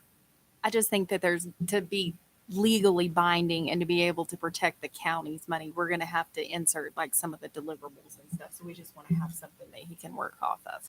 Mr. Chair, also, if I may, Please. as I'm understanding this is kind of the general principle that you all would like to see in it, and the kind of the heart of it. But I also understand that you're probably willing to have a few more details added to account for what all you are going to expect in terms of return for the money. Yeah, I mean, yes, that's fine. We just wanted it to be just a limited dispatch services. I mean, we have part of the money that, of course, that's in there is for services that we've been receiving, that we've already received. So part of that are those payments that we should have already been paying for, some of the services that have already been rendered. So yes. Okay. We'll give it we'll get to work on it. Okay. And we can do that at the next meeting. Yes. Okay. Thank you. Thank you, Mike. Okay, item A, request for approval of more memorandum of understanding with the Department of Finance and Administration. Mrs. Reed. Yes, thank you, Commissioner Chair and Commissioners. These next two items are just part of the requirements for the FY24 DWI application. And the resolution gives us the opportunity within the county to write the application. These couple agreements are more details as to the requirements and that we follow the guidelines and those types of things set forth in statute. So I would answer any questions. This is just a legal document that DFA department shares with us, and it's pretty basic, same thing every year. I move we approve item 7A. Second. Have a motion to second to approve item 7A. Yes. Yes. Yes. Yes. 4 yes votes. It's approved. Thank you. Item B is another approval. A statement of assurances for the local DWI grant. And this is just another.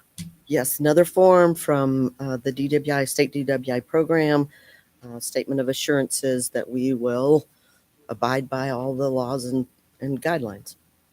Do I have a motion? So moved, Mr. Chairman. I'll second.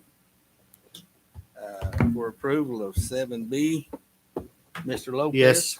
Yes. Yes. Yes. 4 yes votes. Thank you, Ms. Reed. Thank you. And I think you're even up for the next one. Request for approval of professional services agreement with Laurie Collins, contract services.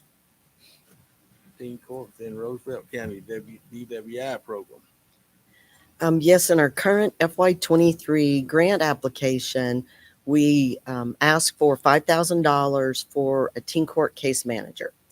And we were awarded the grant money last April in FY22. So the money's been there. This is just, we're finally getting to the point we have a person willing to do the job and a little contract with that person. It is a very small contract for $5,000. She will assist with case management. I have a copy of the contract. You do. They had it in the Right, you packet. have it. So in there is a list of the scope of work. If I can find it. It's not a lot of money. It's only about 10 to 15 hours a week. And assisting, oh, there it is. Okay. Assisting with the meetings, teen court hearings, consequences class, victim impact panels. Those are all things that our teen court youth attend and are involved with. This person would help.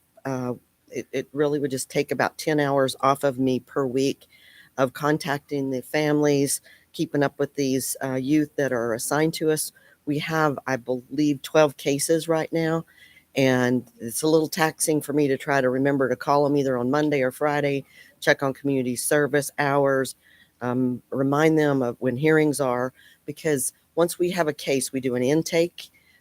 We get cases through the juvenile probation office. We do an intake with the family. That takes about 45 minutes.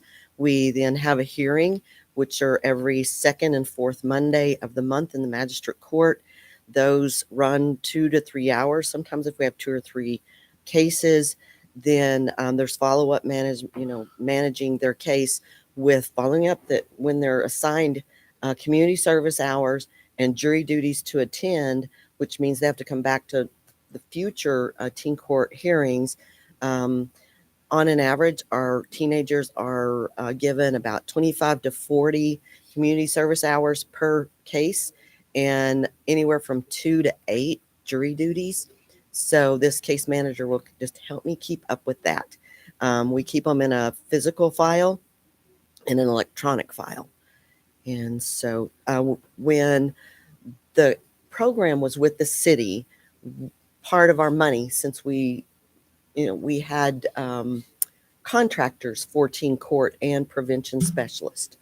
And when we moved to the county and we're using the money for my salary and the compliance officer, we really don't have enough money at this point to pay for a teen court coordinator prevention specialist. What I'm hoping to do in FY24 in that application is to ask for grant money for it. And we'll see where we go there. They have been very gracious to give us money for our evaluator for our DWI program at the state level, and we're hoping that they'll see it worthy of us to have grant money for this. But this is a trial run for a case manager, and Lori has a background of working with youth. She actually works right now with the Health Council as the health equity provider for that little grant. It ends in June, and she also works with I can't remember people in the community. I think it's like 6 counties. Do you remember what it's called? DD Waiver, if you know what that is. I don't know a lot about it, but she works with disabled and veterans and people in about 6 counties. It sounds like a huge job. I think she has about 20 clients, but it's mainly talking on the phone and helping them navigate some of the agencies like state agencies and the VA and that kind of thing. So she's got time to put in about 10 to 15 hours to do this. Okay. I move we approve 7C. I'll second. Motion made and seconded. I'll vote yes. Dennis? Yes. Yes. Yes. And 4 yes votes. Thank you, darling. Thank you. Appreciate your approval. Okay, request for approval of agreement with Get the Picture for Strategic Planning Services for Roseville County, Mrs. Hamilton. Yes, Mr. Chair, Commissioners, so this was included in your packet. We have started moving toward this. I know we talked about it in the past as we talked about the LATCF funds that we have received. We're looking at dates of March 30th and 31st. So mark your calendars, clear your calendars. It'll be super fun. It's going to be an awesome experience. I know.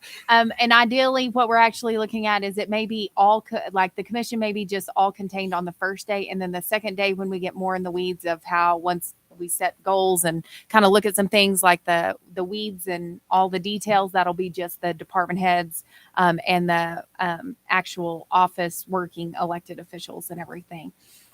So those are the dates. We're looking at Eastern.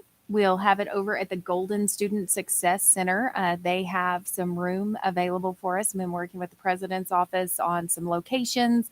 We've had some initial training because I know y'all are as excited about this as we are. So it's just going to be a great experience. Y'all had all this in your packet, so I would stand for any questions. We just are looking to be able to move forward with the agreement so that we can get started on finalizing all the plans.